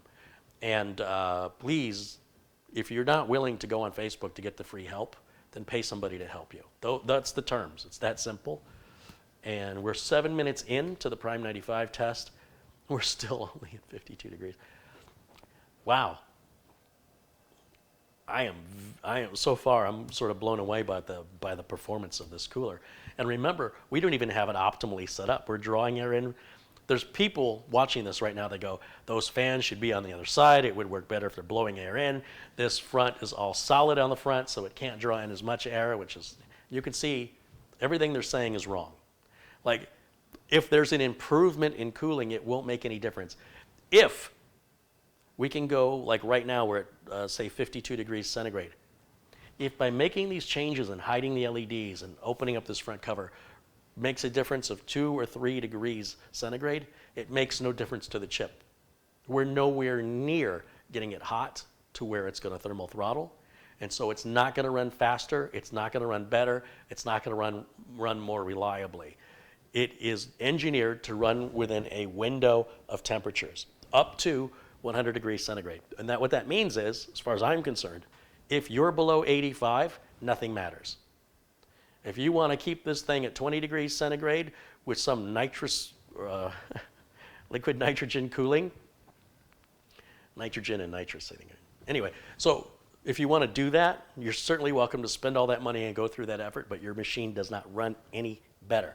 Now, if you're overclocking the machine and you're going to get a higher overclock out of it, different story. But this is just a 9900. This is not an overclockable processor. In theory, it doesn't even need, not in theory, it definitely doesn't need that liquid cooler. We did it for the lights. I'm going to keep saying it. We did it for the lights. But it turns out it's really a good cooler. It's wonderful. Those temperatures, we're at, I'm on 9 minutes on the timer. We've been running the test. And I started the timer a bit late after I started the test. We'll go a full 20 minutes on this thing. Let's see what it does. Very impressed with this. This is the Silverstone PF240. It's Silverstone's first foray into liquid coolers. And it looks like they got it good out of the box. Just terrible directions. And I got to figure out that flickering when I hook up the front RGB on the water pump. And I'll play with that a bit later. I also have never used this motherboard. This is an Asrock Phantom Gaming 7, which is hard to find. The Gaming 6 is super easy to find. I don't know why the 7 is so hard to find.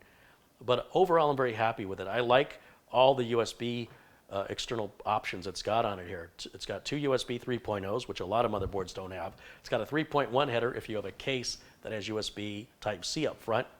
That's awesome. And we still have USB 2, don't we? Down here somewhere. Yeah, it looks like we've got 2 USB 2s right here. It's got the ARGB for people that want that, and you don't have to use it. You can disable the RGB on the board if you want. And the board's got a really nice look to it. I like the heat sinks for the M.2 drives. I just like the color scheme of it. And it's a pretty large board. We've got 2, 4, 6, 8 SATA ports. It's pretty hard not to like to not like it. So I don't normally use Asrock boards. I thought I'd go sort of out of my comfort zone with this one since, again, the emphasis was on RGB, and this Asrock board Had some unique RGB on it I thought the customer would like. Paired with the RAM, the liquid cooler, and the front fans, I think it's not overkill. It's not going to create an epileptic seizure, but at the same time, it's also something that they can see kind of quietly glowing through the glass as it's sitting down, on the floor, and something they can look at and smile. And I'm even debating on putting the other 2 RAM modules in it. Not that this person needs 32 gigs of RAM. Oops, did it go to sleep? What are we doing? I think the system went to sleep. Wiggle the mouse, wake it up. There it is. Yeah, so not that the person would need it, but they would like the extra RGB. I mean, if I could get fake RAM with RGB that works, they wouldn't know any better. But I might just, because I've got 4 sticks, and I thought, why waste 2? But now that I'm thinking about it, just to add that extra RGB right there, I think she'd really, really like the pretty colors. And to pay for that is $100. What is it? For 2 sticks of G.Skill, or I'm sorry, this is Corsair RAM. Corsair TridentZ, I think. I can't remember. This is the RAM. When I was doing a build for a gentleman named Franklin, he did not order the parts list that was so carefully created for him by Catherine. He changed a part, and he didn't ask anybody if it was okay. And what he changed was going from normal RAM to RGB RAM, and as a result, it created a whole series of events that occurred where the cooler wouldn't fit, and we went to a liquid cooler, that wouldn't fit, and then we changed the RAM, and then we had to decide if we wanted to go back to the original. And it was a throw for me because I didn't see the original parts list, so I thought Catherine made a mistake. So my initial reaction was, what were you thinking, Catherine? She was quick to correct me and say, that's not what I recommended. I was completely blindsided by the customer when they changed a part. I trusted that they were listening to the parts list that was offered and they were ordering. I didn't inspect it, I didn't overlook it, I didn't micromanage it. I'm busy, I got things going on. And I trusted that, Catherine puts good parts lists together. I trusted that the customer ordered it. I've never had a customer do that without asking first. And then I was stuck with it, and the customer said, I don't have any more money. And I can't use the RAM he's got, which means I had to provide the RAM at my cost and just keep his RAM. And then had to either go back to the original cooler or change. I can't remember what we ended up doing. The whole thing was a big mess. So that was fun. And that RAM has been sitting on my shelf trying to figure out what to do with it ever since. But hopefully he's happy with his machine. At the end of the day, we got it done. We got through. Nobody did anything on purpose. It was an expensive and time-consuming learning experience for both me and him. He didn't know he wasn't supposed to do it. I never thought anybody would have done that. So, and then once you've got all the machine here, customer says they don't have any money to and it's been ordered, the parts have been ordered so far ahead of time, they're well beyond their 30-day return period. What am I supposed to do with it? What choice do I have but to spend my own money to get the system done for the customer, which is ultimately what I had to do. Not a position I want to be in, not to mention all the time it took. It should have been done in 2 days, and it took, 6 weeks ordering parts, waiting for parts, and that part didn't work, order some other. Fun, fun, fun. That's why it's important. If you get a parts list put together by somebody you can trust, and you don't like a part or you want to change a part, be sure you check with them first to see that it's going to be okay. If that customer had just checked with Catherine, I'm sure she would have said, hey, that RAM is taller, and as a result, the cooler won't fit. And then she either would have suggested a completely different motherboard with a different layout so that cooler would fit, or said, don't make any changes, or, it would have ended up costing a lot more money than just changing. Other things would have had to have been changed. And I'm sure, absolutely sure, Catherine would have caught it if she was given the opportunity. So please don't change any of the parts on the parts list. If you don't know what parts go together, don't just assume, well, anything will fit. It's just not the case. Rich Robbins says, I love my case, and that computer is running fabulously. Best computer in my house. Rich came over here and built the computer with me here in the kitchen. It was a lot of fun. We need to do that again. Put Rich together. Put Rich to work being my cameraman. He's offered. I just need to take him up on it.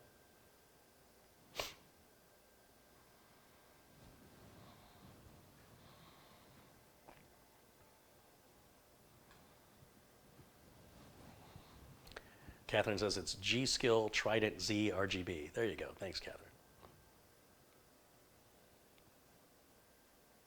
Catherine said that she had selected RGB RAM for him. Oh, I thought she just selected regular RAM. That's the first I'm hearing. She says if he had stayed with the RGB RAM that she recommended in the original parts list, there wouldn't have been an issue. See, I was under the impression he didn't have RGB RAM, and that's why he changed it, is he thought, oh, you know, this will be great, I just want RGB. So maybe it was a pricing thing. Maybe the RAM you recommended was more money. I don't know why he changed it. Now I'm even more baffled, but that's all done. We're about 17 minutes into the test right now. We even hit 60 degrees centigrade. This may be the coldest results of any test I've ever done so far on camera with an equivalent CPU. I mean, they're not always all the same, but whether I'm using an 8700 or a 9700 or a 9900K or a 9900, they're all sort of in the same, they're not exactly the same, but they're all sort of in the same area. Like I said, they'll typically get into the 70s, all of them, when they get pushed this hard. We're not even into the 60s. So that's crazy. That's absolutely crazy.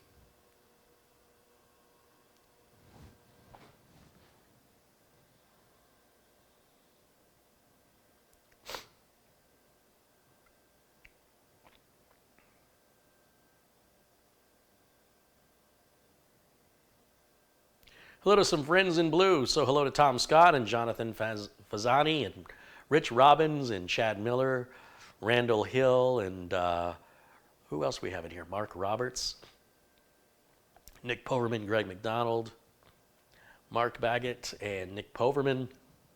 Hello to Alhaz Tepej and to Stealth Mode.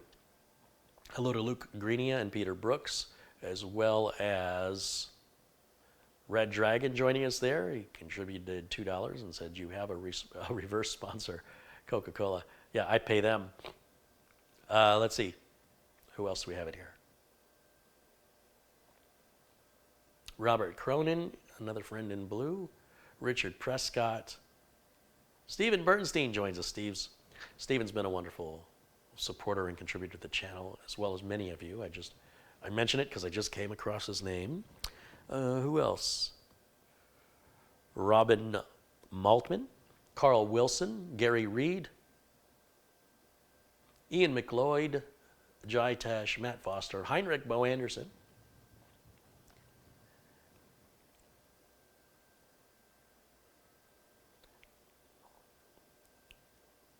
See, Matt Foster is in there, David McGurran.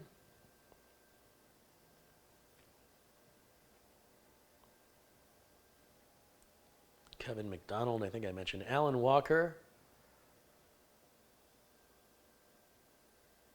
All right, guys, welcome in. It's so great to have so many of my friends here joining me. It's a good feeling, man. The Surly Sasquatch says hello. Dave Murray joins us from Bonnie, Scotland. Ian Troop, welcome in, guys. Always good to see you.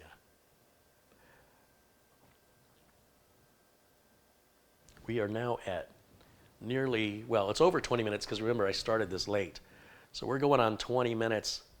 I'm tempted to let it run a half an hour. Why not? Let's go another 10.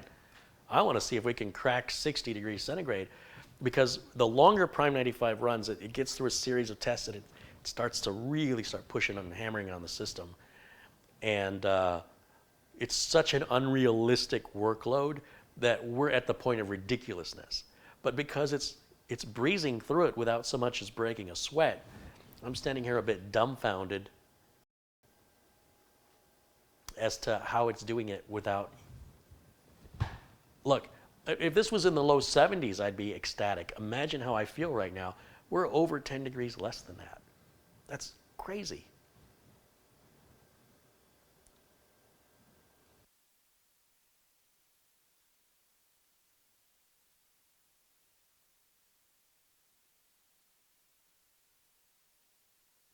Still having some OBS issues connecting and disconnecting. But I was just saying how crazy it is. If you didn't catch the audio, I'm not sure what went out. That we're not into the 70-degree mark. And if we were, I'd be totally happy. So the fact that we are, like with temperatures like that, if that means I got to have RGB, I'll take it. That's the kind of cooling I'm going to get. That's really impressive. Matt Foster just contributed 2 pounds. He says, it's great to be here. I learned so much from you. Right on, Matt. Thank you. Again, we keep getting the screen timing out there. This is a Silverstone PF240. They make a 120 and they make a 360. The 240 is the most common size of radiator. And they're available for sale wherever computer parts are sold. You can go to Silverstone's website. There's a link to it at Amazon in the parts list and the video notes below the video. And if you make a purchase through Amazon using one of those links, you don't pay any more. Nothing changes for you, but the channel receives a small commission off your purchase. So if you're purchasing anything from Amazon at any time, and you use one of my links on my video to take you to Amazon, I will make a small commission. You don't pay any differently. It's a good way to show your support. If enough people use it, because the commissions are tiny, but if enough people use it and they buy like $50,000 worth of stuff, I said stuff, from Amazon, and I make a small commission from that, that could be $1,000, $2,000 in commission on $50,000 in sales. So your little $100 item or your $5 item or your $1,000 item, along with everybody else doing it who watched the channel, again, I have to emphasize, costs you nothing any different. Nothing changes for you. It just helps kick back a little something back to the channel. And it's another way of supporting it. Although you don't get the shout out and the acknowledgement, you know what you did, I know what you did. And the fact that the channel continues to exist and thrive and new videos, better cameras, shows you that that process is working. And appreciated. 23 minutes in, still haven't broken 60. That's crazy, crazy, crazy. I just can't get over it. How's that possible?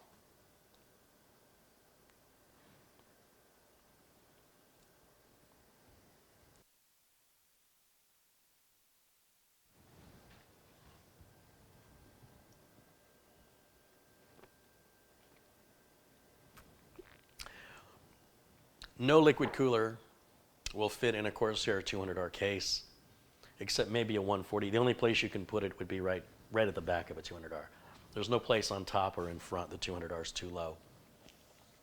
So I would say no. They do make the PF140, which is 140 millimeters, so you'd put the radiator and the fan at the back. And again, with the RGB, the 200R has no case window. Although you don't have to hook the RGB up. Like I can unplug the RGB, the fan still spins, the cooler still works. The RGB is fully optional, but you are paying extra for it. So the idea that you're paying for something and not using it, that doesn't sit well with me. If I bought a system that had RGB, I would plug it in. Unless it was a nuisance, like if I had it in a bedroom and I couldn't sleep with it on. But there's usually ways to go in to disable it. Well, I'm not sure if you can disable it on the RAM. Some BIOSes, I think you can turn it on and off. I know you can turn it on and off on most motherboards where they have the RGB. Because there's no USB connection on this pump, there's no software to download from Silverstone with regards to that. So you could always just unplug it if push comes to shove. But you definitely want a bigger case. For a liquid cooler, you want a bigger case. Even this case, in my opinion, is not large enough. You definitely want to go with a Pure Base 600. You want to go with an NZXT, like, what's the big case I've got? The Threadripper in. That'll hold a couple of coolers at the same time. A couple of radiators, front and top. NZXT does pretty. Yeah, the internet's kind of buffering around a little bit today. Thanks for hanging in there with me. It's a live video. That's how you know it's live. We're still running good here, 27 minutes. 27 and a half minutes, and again, nowhere near, I mean, we're not even breaking 60 degrees centigrade on the max temps. I can't understand how.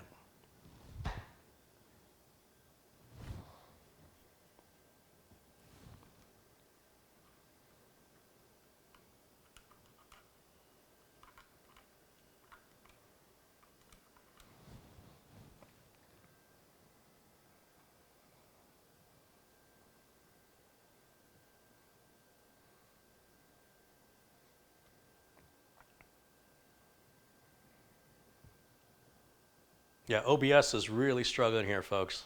It's going up and down.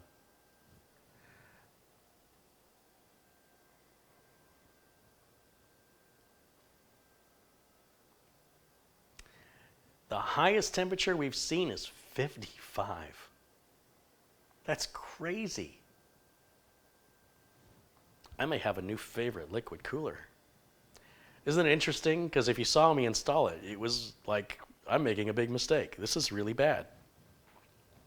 Instructions are really bad. This whole process is really bad. Then I understood the process. I thought about it. I said, okay, I understand what they're doing. Then after that, went together pretty easy. And I still have an issue with the light blinking a little funky down here. It is a little flickery. So we could have a bad fan. That might be the issue there, but Silverstone's always good with support as well. We should mention that. We're creeping up on 30 minutes. Look at those temps.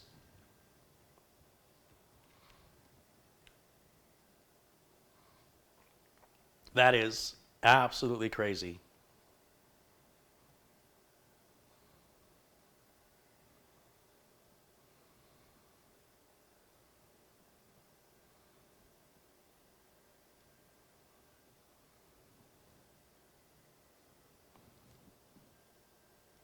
Wonder what speed our CPU is hitting. Let's scroll down here and take a look. There's other information being displayed here. Let's see, transform. No, I want to turn on full screen. Yeah, 65 watts. You can see we're hitting up to 4,800 megahertz. That's the turbo mode, depending on what the processor is being asked to do. So you can see now it's down around 3,600, 3,700, and it will crank up. It's already cranked up to 4,800. It's doing exactly what it's supposed to do. And someone is recommending changing a setting in the BIOS. I'm saying that's perfect. I wouldn't change it. I think that's running exactly the way it's supposed to run. You should change it so your CPU works harder and gets hotter. No, I shouldn't, because it's really running well. It should be left exactly where it is. That's beautiful. Yeah, so we're 31 minutes in, and the highest temp we hit is 55 degrees centigrade. That's 131 degrees Fahrenheit. That is well below, I expected to see the mid-70s, so we're 20 degrees below what I expected to see. That's a massive, massive difference. So I'm going to stop the Prime 95 test, and you'll watch these temperatures. They're going to drop back down to about 20, which is crazy that it's going to get that low. Here we go. Watch. Right here on this side. These are our current temps. We're already at 29 there. It's down into the 20s, which I don't normally see. Normally it'll sit in the 30s. So that's really saying a lot for the quality of that cooler. And imagine, that's not the optimal installation. So it could run even better in theory by a degree or two. In theory, if the fans were in a push configuration rather than a pull. I don't think it makes more than 1 or 2 degree difference. I know there's some YouTube videos out there from other creators that have tested it. And when you consider the ambient room temperature is constantly fluctuating, there's some argument there as to is there really any difference at all. But bottom line is, it's more than adequate for what we're using it for. It's way overkill. That should be the name of the system. It's the overkill system. For somebody that's going to browse the internet and put things up for sale on Etsy, print some stuff out,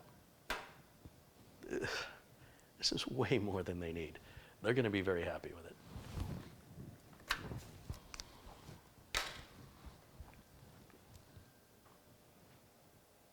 But there is a little bit of a flicker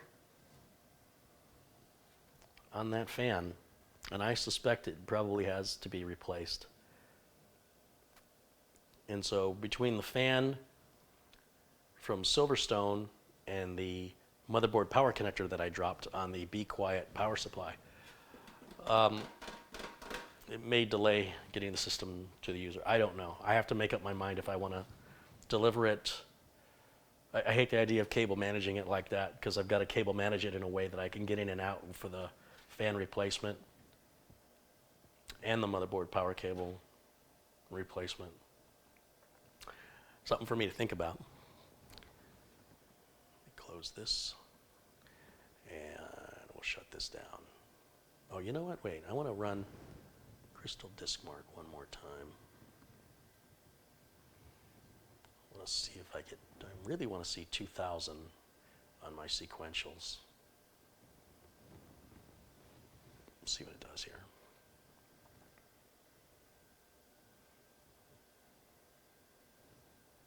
We're still at 1700. I don't know why that's about 300 megabytes a second lower, 250 lower than I'm expecting it to be.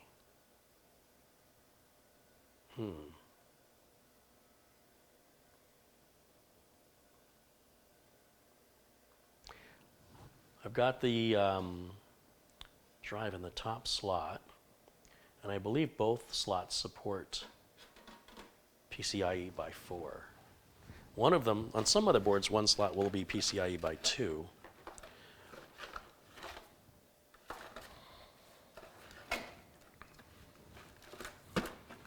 They give you a really serious manual with this motherboard. Let's see what it says on the M.2 slots with regards to speeds.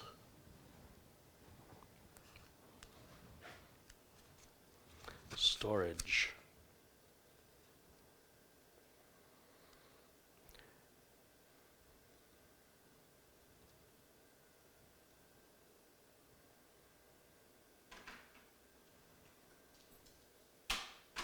Yeah, they both support PCIe Gen 3x4. They both support it. So it's not like you can plug it in the wrong one. Don't know.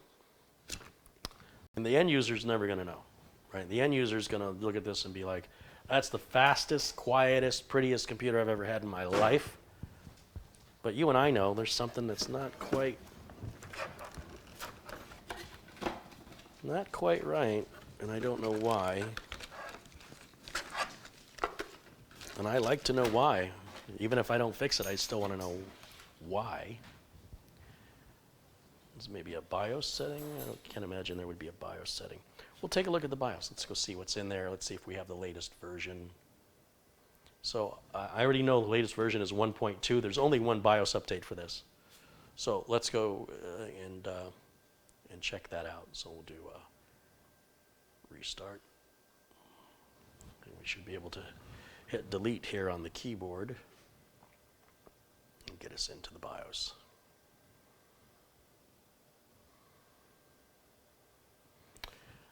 Okay, and then let me get myself out of the corner so we can see the whole screen.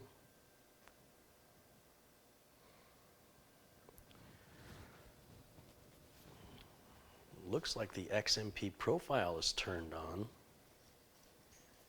Is it?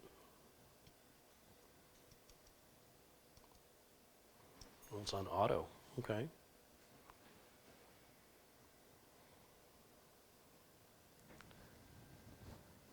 What else do we have in here? CPU fan, performance standard, full speed, silent. We'll keep it on standard.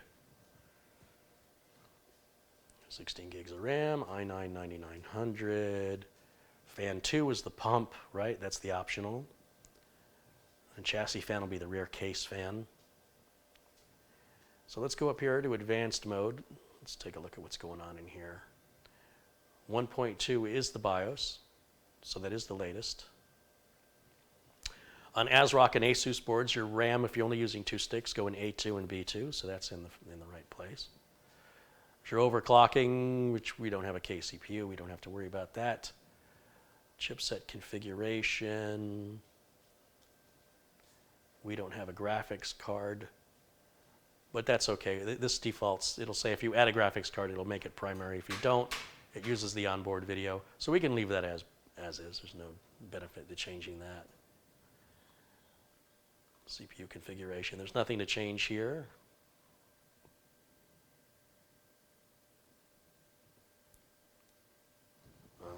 Storage configuration.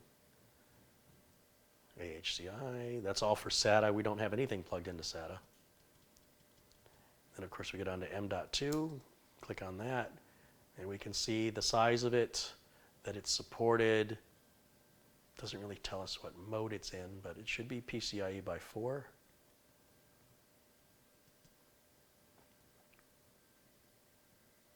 This controls the RGB on the board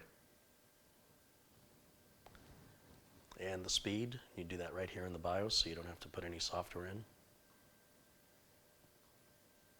Not quite sure what all these do.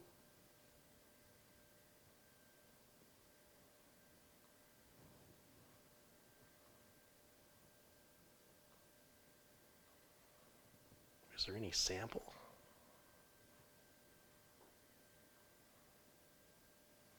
Oh, and you can change what you're controlling. Okay, I see. I'll just put it back to where it was, which is,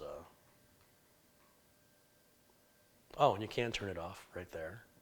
You can strobe it, cycle it, random. You probably like random. Do I have to do that for everything? RGB1, RGB2. It looks like it's setting it all to random. Good. Oh, I see. Apply to all. Duh. Then hit escape. Let's go over to, let's see, tech service. No. Tech service, you probably can do, well, this is for getting support. That's not what I expected. Instant flash, internet flash. So we can go without any utilities, without going to the website, the way I always show you how to flash a BIOS. With the Asrock boards, if you're plugged in with an Ethernet cable, you can hit internet flash. It will initialize your internet connection if it's all standard. There's nothing hard-coded if you're just set with auto DHCP. You know, in other words, you're an average person that just plugs your cable in. It'll do all this automatically. It should connect to your internet within just a moment of it initializing the connection with automatic settings. And it comes back and says our firmware version is up to date.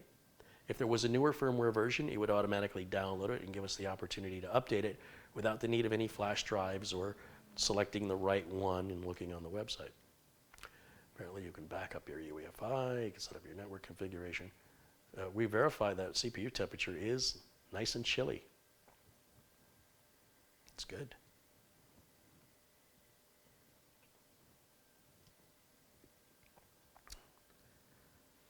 We can turn fast boot on if we want to.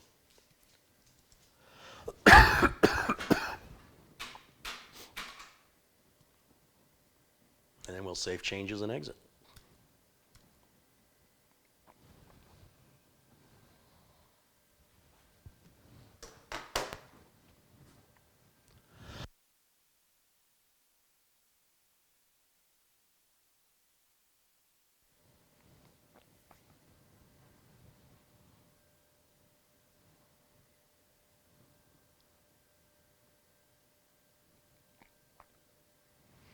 Now I've realized that by changing the RGB settings in the BIOS, the fans are now acting more like traditional LED fans. They're doing exactly what the motherboard is doing. And let me zoom in on that and show you what's going on. Now the fans are kind of doing a hard color shift, which is more the traditional RGB that I find annoying and boring. And it's also doing it on the I/O shield. It's quite a bit dimmer. I don't like that. I want to go back into the BIOS, but with ultra boot or ultra fast boot turned on, there may not be enough time for me to hit delete to go back into the BIOS. So instead, I can instruct Windows to do it for me. Go back here. I can go to this gear icon, go to Update and Security, go to, sorry, I need my screen bigger again. I can't see it. Hang in there for a second. We'll go to Recovery. Restart Now doesn't actually restart it. It takes you to another menu. We'll go to Troubleshoot, even though we don't really want to troubleshoot. Advanced Options, UEFI Firmware Settings, and then Restart. And now, without me touching anything, the system's going to boot into the BIOS right now.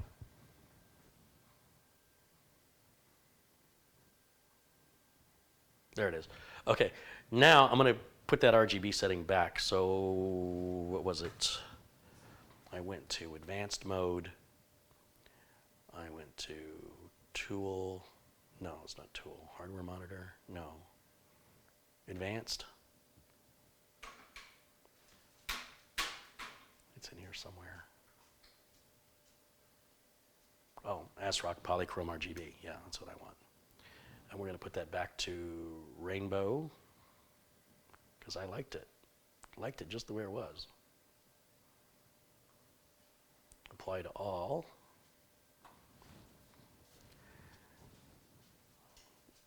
Exit. Exit. Save changes and exit. Yes. Now when we bring it up, we should see those fans go back to the multiple colors like I was liking before.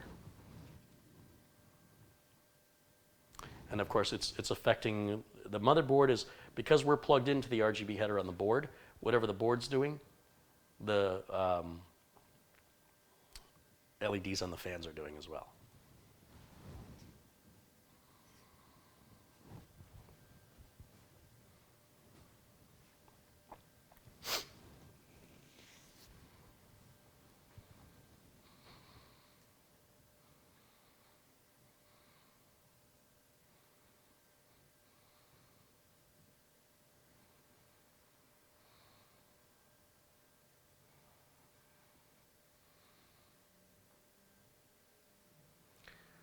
Carey, the 660p has 1800 read and write speeds. I'm accustomed to seeing 2000. If you look at my other videos where I install the 660p, I typically hit about 2000 on it with other motherboard makers. So I'm not quite sure what that's all about, but it just could be the way the motherboard manufacturer's BIOS translates how it interacts with Crystal Disk Mark. I don't know.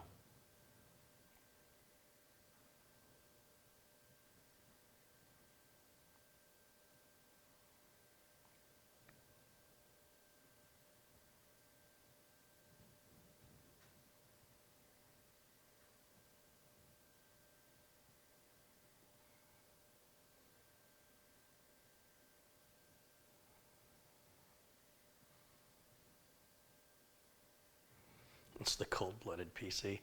Yeah, it's nice and cold, I'll tell you that.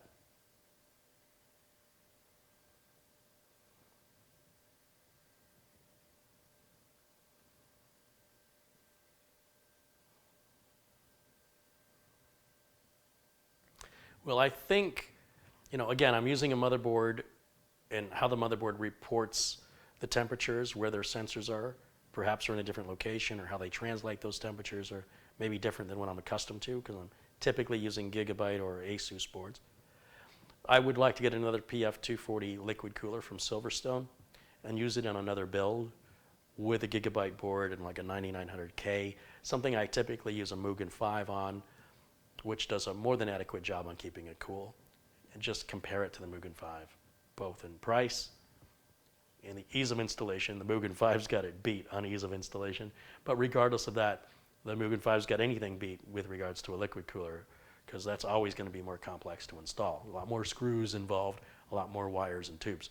But be that as it may, I'm just genuinely curious just how good this cooler is. If it's as good as what it appears to be, it's cooling better than any other cooler I've ever seen. That's saying a lot.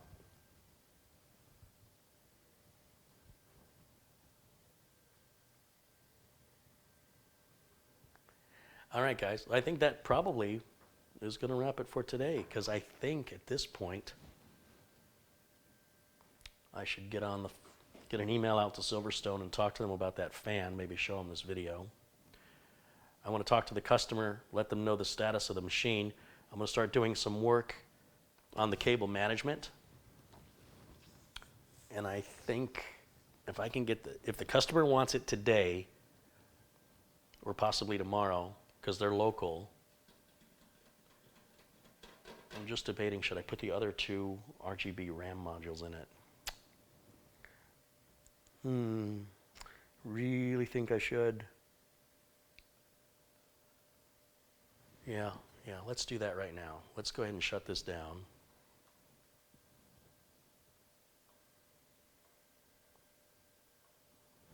We'll go full screen back on camera 1.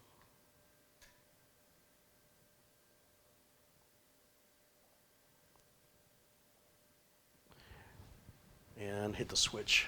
We don't want any power going through this board when we change RAM or graphics cards. You definitely don't want any power to that board. Even though it's off, it's not truly off. And the only way it's truly off is hitting that switch on the back of the power supply or physically unplugging the cable, which I always recommend because it's just a lot easier to know for sure when the cable's unplugged. What do I do with that RAM? Oh, here it is. Not a fan of this RAM. I'm kind of happy to get rid of it. But I just thought I would use it in 2 systems. 16 gigs is adequate for most users. I thought I could split it with 2 sticks in one system, 2 sticks in another. The more I think about it, this customer really wants those colors.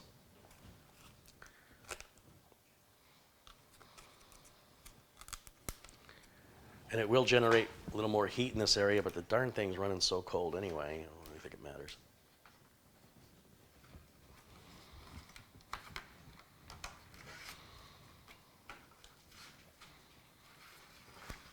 Just make it look more pretty. Hello, would you like more stupid nonsense in your machine that you're going to use for serious business? Yes, please. When you do that open heart surgery on me, could you wear a clown nose? I'd just feel a lot better if there was a clown in the OR with such death-defying surgery. Because, you know, that's what's important. Why is this not lining up?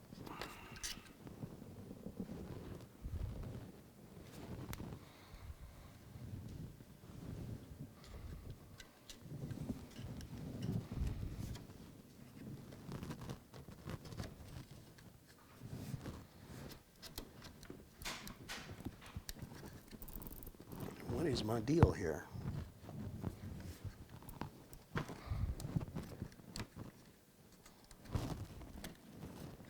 This RAM just doesn't want to go in.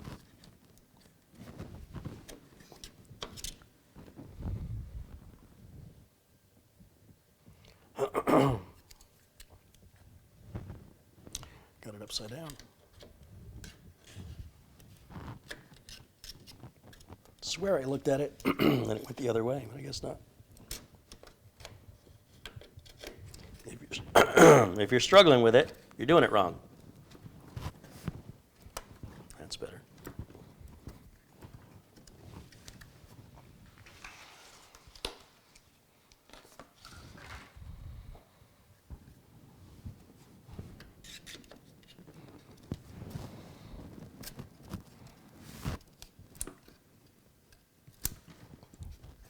I wish that one clicked like that. Still not happy with how that went in.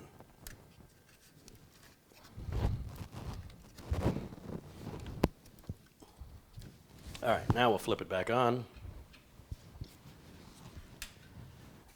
Hit the switch. Twice as much RGB right there. We'll go over to camera 2. See what's going to boot. Madi Yoel just contributed $10 to the channel. Thank you, Madi.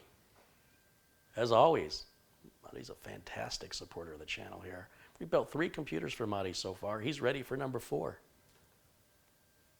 How awesome is that? I think he likes them. Yeah, you think that'll be enough RAM to surf the internet?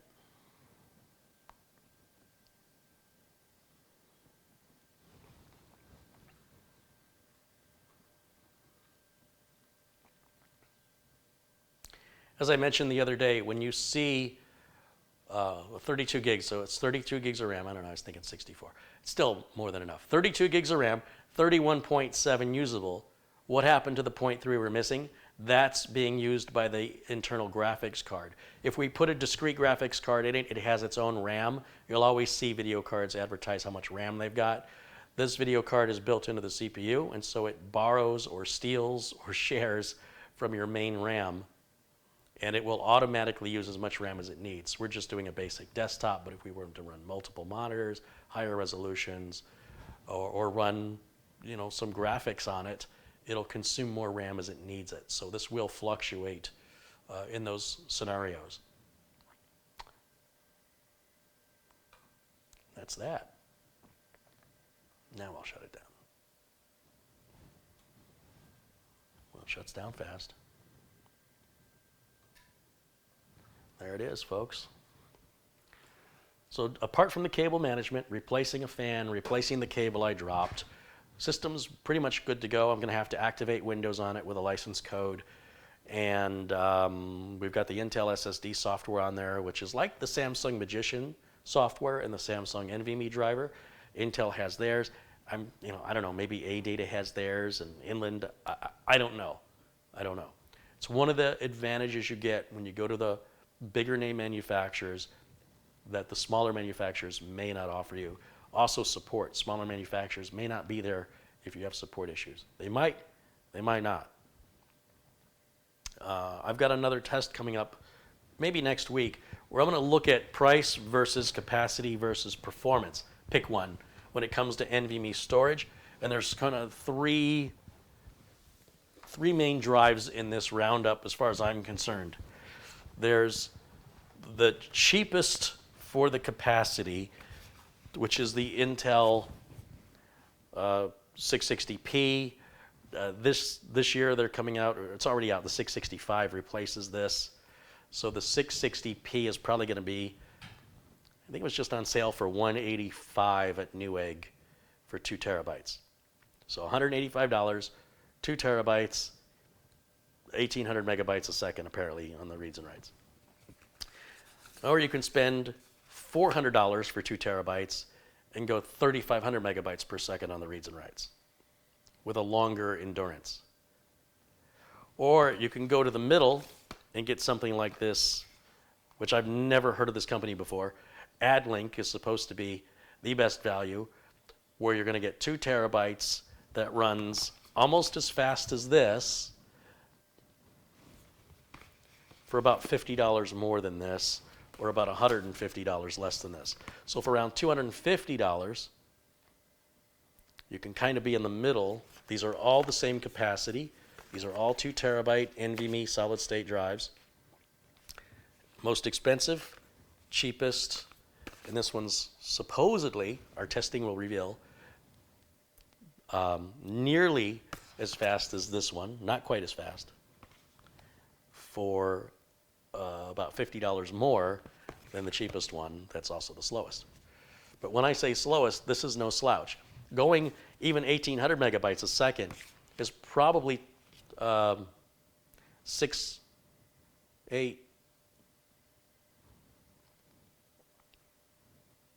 9 times faster than your hard drive, mechanical hard drive, and 3 to 4 times faster than your regular 2.5-inch SATA solid state drive. So it's no slouch. And depending on how you use your computer, spending more money for the same capacity may make absolutely no difference in how long your operating system takes to load, how long your game takes to load, or how long Word or Excel or Outlook takes to load. We're talking about shaving off milliseconds.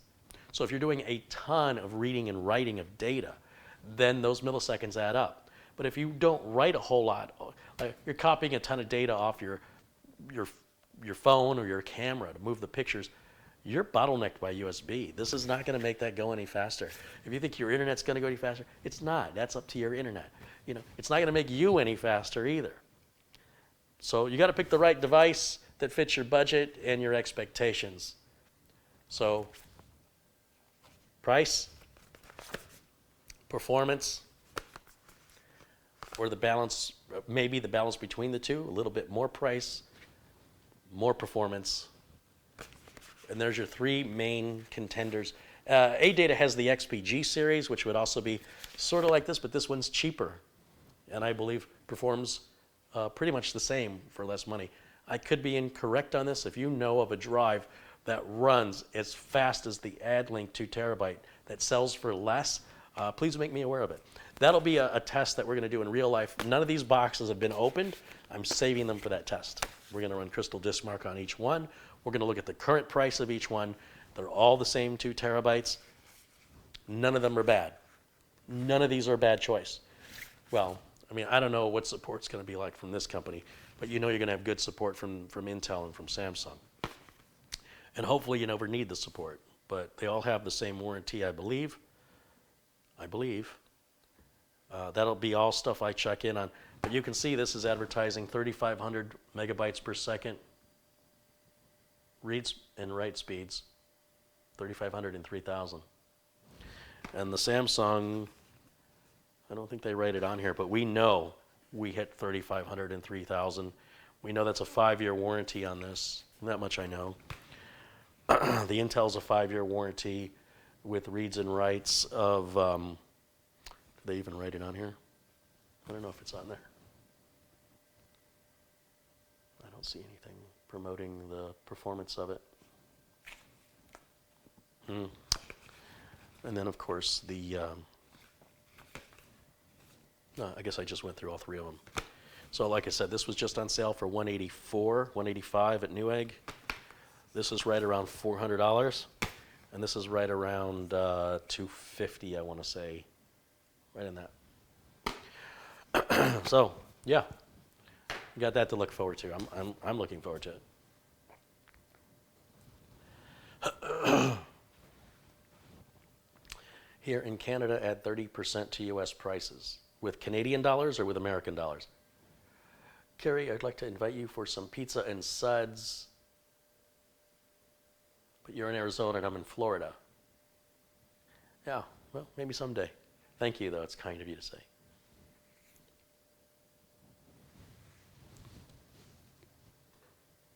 Okay, any last questions for me, or I think we're going to wrap it up?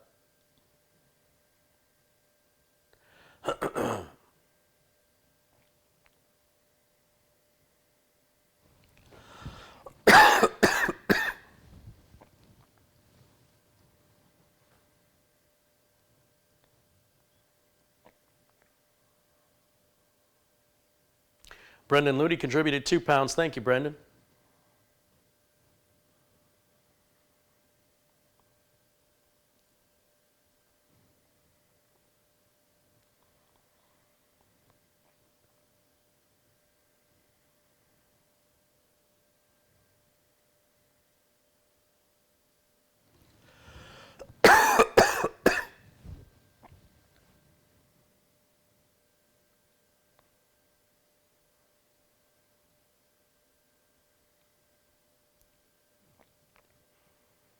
Is the lack of a hard drive activity light a showstopper for future use of the BeQuiet Pure Base 500 computer case? It's not a showstopper. Customers really don't notice. It's something I notice. I would use it for a business build, you know, the windowless version. I would consider it, but as long as I can get the Corsair 200R, it's cheaper. The Corsair 200R is about $25 cheaper, and it has the toolless 2.5-inch and 3.5-inch drive bays, and it's a lighter case, and as far as I'm concerned, just as well built. This BeQuiet case, especially the windowless version, has the sound dampening material, which isn't important to me because the systems I'm building, like with the Mugen 5s, those are quiet to begin with. When using a liquid cooler, sometimes the fan noise can go up, or a discrete graphics card, depending on what you buy, can add a lot of noise to your system when you really push it. So, the BeQuiet Pure Base 500, which is what I'm using, the Pure Base 500. This is the 500 or this? Now I'm confused. Hold on. This is the 500 or the 600? This is the 500, I'm sure. I think I'm calling it the wrong name, guys. I'm sorry. Yeah, it's the Pure Base 500. The 600 is a little bit bigger, and we probably wouldn't have had any issues fitting the liquid cooler with the Pure Base 600. The 500 is a smaller number, smaller case, less expensive, I'm imagining as well. Usually that's the format. I haven't checked, but that's probably the way it works. I'm not familiar with BeQuiet's product line. I'm not happy with the fact that I dropped that cable and the clip broke. I have dropped cables before. I don't know why the clip broke. That's never ever happened before. And I'm not sure how I feel about that design of those vertical plugs. I think the design of one over the other, like I'm accustomed to with EVGA and Corsair, is more logical and easier to work on. So it seems like a good power supply, don't get me wrong, but the layout or the ergonomics of it, just not a fan of that. And again, I don't know what kind of plastic they're using or how they're making those clips, that dropping a cable, I'm not a tall person. The cable had to have been right about counter height, and I was taking the computer off, and the cable snagged and dragged off this table, which is, hold on, I'm gonna tell you exactly how far it fell. It wasn't thrown, it was just gravity falling a very short distance to the floor and broke that clip. And it should have been able to withstand that easily.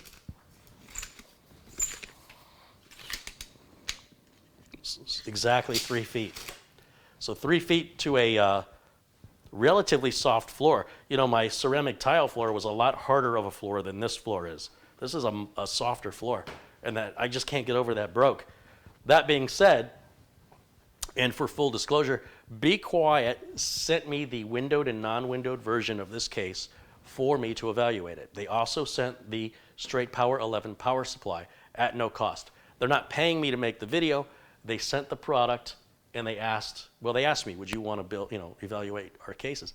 And I said, yeah, I would like that very much. And they've been very friendly. You know, I was very hard on them with their cooler. Was not happy with their, and I let them know. These are the list of things. It wasn't just one thing that I don't like about your Dark Rock 4 or whatever it was. And it has quite a cult following. It really upset a lot of people that I didn't like something that they liked. Because God forbid, you have to all think alike. We should all be the same, and there should be no differences in this world, and the world should have no color. It should just be gray, and everybody should look the same, have the same name, and like all the same things.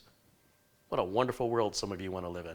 So my issues with the Dark Rock 4 were very serious issues. There were issues involving time and effort where I'm running a business.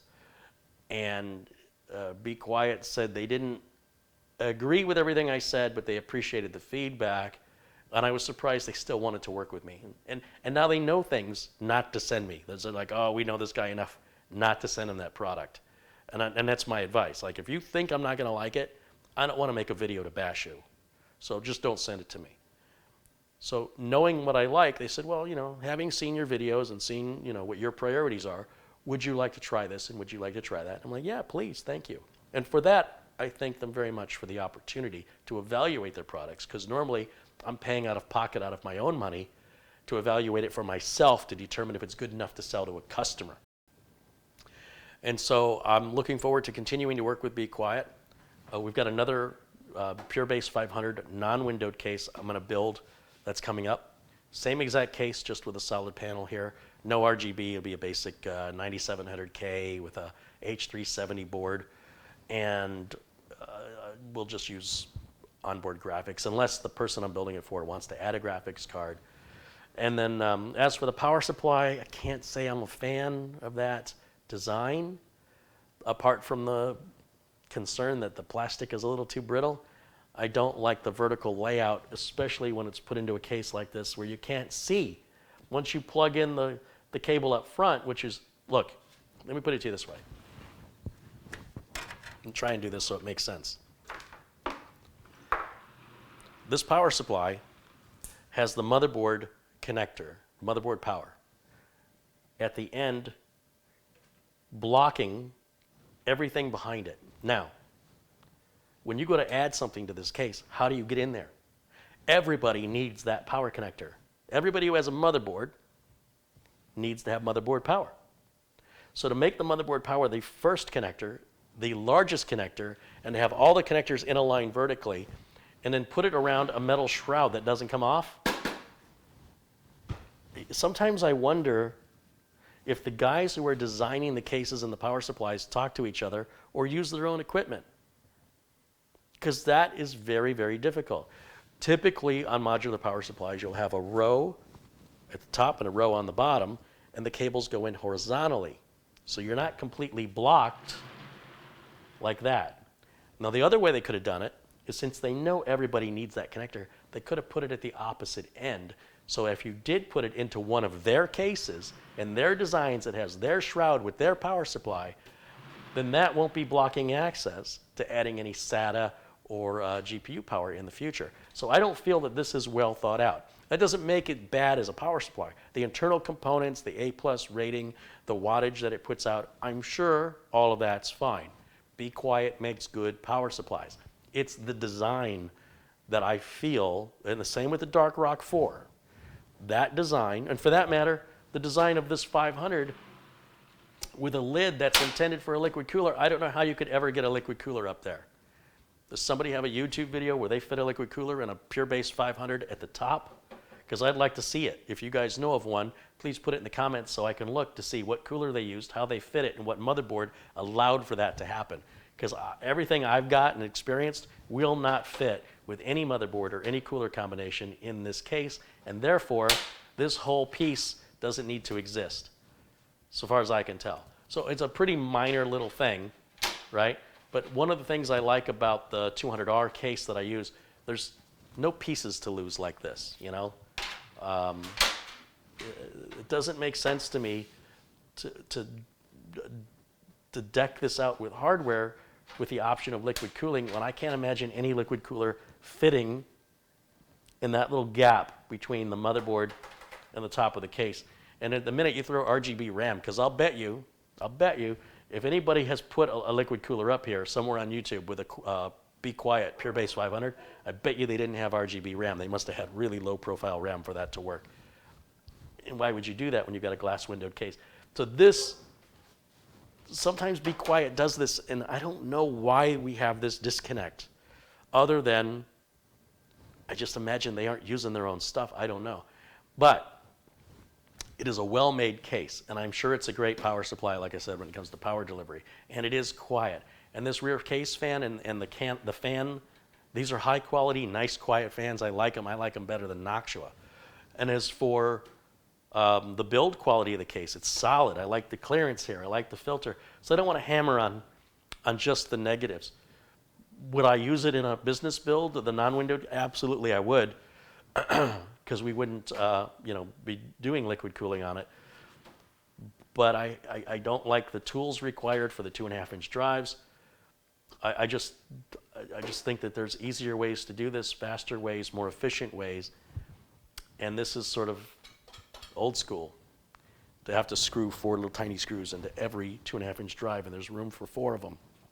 1, 2, 3, 4. I just don't expect this in 2019. I expect this to be far more improved at this price point. I like they've got all these little cable bridges here for cable ties. I like that they've given us a lot of room, much more room than the 200R has for cable management back here. And I like that you can just stick a bunch of cables down in here, because that shroud up front is going to cover it. So you don't even have to make them look pretty. Just jam them in there. But again, sure would be nice if this shroud was removable so you could get in there. Now, if the shroud came off, then I wouldn't complain so much about having access to the connectors on the back of the power supply for future upgrades and changes. Heck, even if you want to change the power supply out, say it fails and you need to get another one, the benefit of a modular power supply is you can go in there and unplug those cables and put a new power supply in. How are you going to do that with this one? I guess it won't be too bad. You'll just have to take them out, front to back. But I'm telling you, if that shroud came off, if it was removable, I'd complain a lot less about that design of the power supply. So the power supply would be more universally acceptable in more cases by doing what everybody else does and putting those connectors horizontally, above each other versus vertically where you can't see in a shroud that doesn't remove. All right, so that's about that. Again, I'd rate this case a 7 out of 10. It's got room for improvement. I'd like to see them improve it. I'd like to see them just get rid of these 2.5-inch bays, move the thing in an inch, raise it up an inch, and then offer a 2.5-inch adapter for this 3.5-inch tray, and then you can put your 2.5s in there if you want to. But what if I want 6 hard drives? Plug them in USB. Come on. Just get one big 12 terabyte hard drive and a couple of M.2s in there, in a NAS for anything beyond that. That's what I'm saying. I mean, if you're at that level, you can buy NAS. All right, that's my opinion. That's how I feel about it. And I want to thank Emil over at BeQuiet for sending me the case and the power supply to test and to evaluate. And I want to thank the folks over at Silverstone, whose name eludes me at the moment. And I've been talking to him for a while, so I don't know why I can't think of his name right now, but that's live, an unrehearsed and unscripted video for you. And I want to thank them for sending me the PF240 cooler, which so far I am very impressed with. You know, a bad LED, a bad fan, stuff like that can happen. I think that's what's happening here. When I get another fan from them and I plug it in, I'll know for sure. And again, clips can break off with cables. I shouldn't be so hard on BeQuiet about it. It's just the combination of the design and the cable. Like, I've dropped cables on this floor countless times. I've never had a clip break before. It may be that it's just the way it fell. Maybe they're making their cables exactly the same way everybody else is, and it just hit the floor at a weird angle. I don't know. I really don't know. But because it's never happened before and it's a new product I'm not familiar with, I tend to lean towards they must be a more brittle plastic or a way that they're designing the clip that it took the brunt of the fall versus what, I don't know, but that's all I can conclude based on past experience with other product. Since I don't have past experience with this specific product, it's hard for me to conclude anything else. So that being said, thanks you guys for watching. Thanks for all the contributions. Thanks for all my friends in blue for joining me today. 777 people are watching. Quick shout out once again to all the contributors during today's live feed that help cover the expenses of making these videos, buying the cameras, the memory cards, the tripod heads, the heck, even some of the parts you're seeing here, the tools, the equipment. So for Brendan Looney, Madi Yoel, Dominic Green, Matt Foster, Red Dragon, Pippi Langkus, Jeremy Kramer, Jim Innes, David M., Phil M., Craig Nightingale, Patrick Rousseau, who says happy holidays, and I sent a little more via PayPal. Patrick Rousseau was the first, or not the first, but the first since I had to restart contributor. And anybody who contributed before him, I've already lost that list because PayPal sucks at, not PayPal, YouTube sucks at giving me the list of super chats. If the stream stops and restarts, then I have to refresh the browser. It sort of clears that out for some reason. But thank you guys so much regardless. And I want to look one more time through the chat. Again, all my friends in blue, to the community as a whole, thanks you guys for being kind and supportive and friendly. 12369JA has contributed $2. He says, Carey, is the Phoenix airport big? Yeah, it's a very popular airport. I'm not sure how many people are traveling through the airport this holiday season, but it is a very busy, it's one of the busiest airports in the United States. I think it's in the top 5, if I'm not mistaken. I could be wrong. It's a very busy airport. It's big.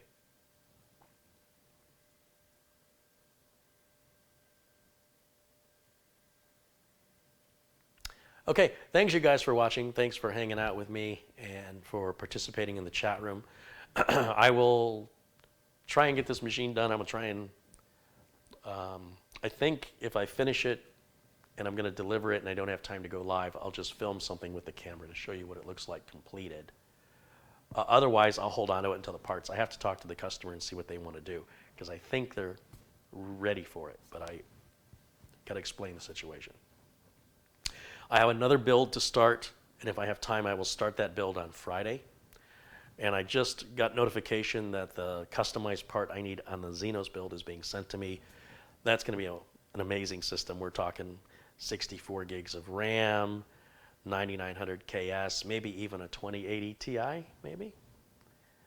It's going to be a serious system, all liquid cooled with a Kraken X62, custom modification with, well, you're going to have to see it. It's going to be amazing.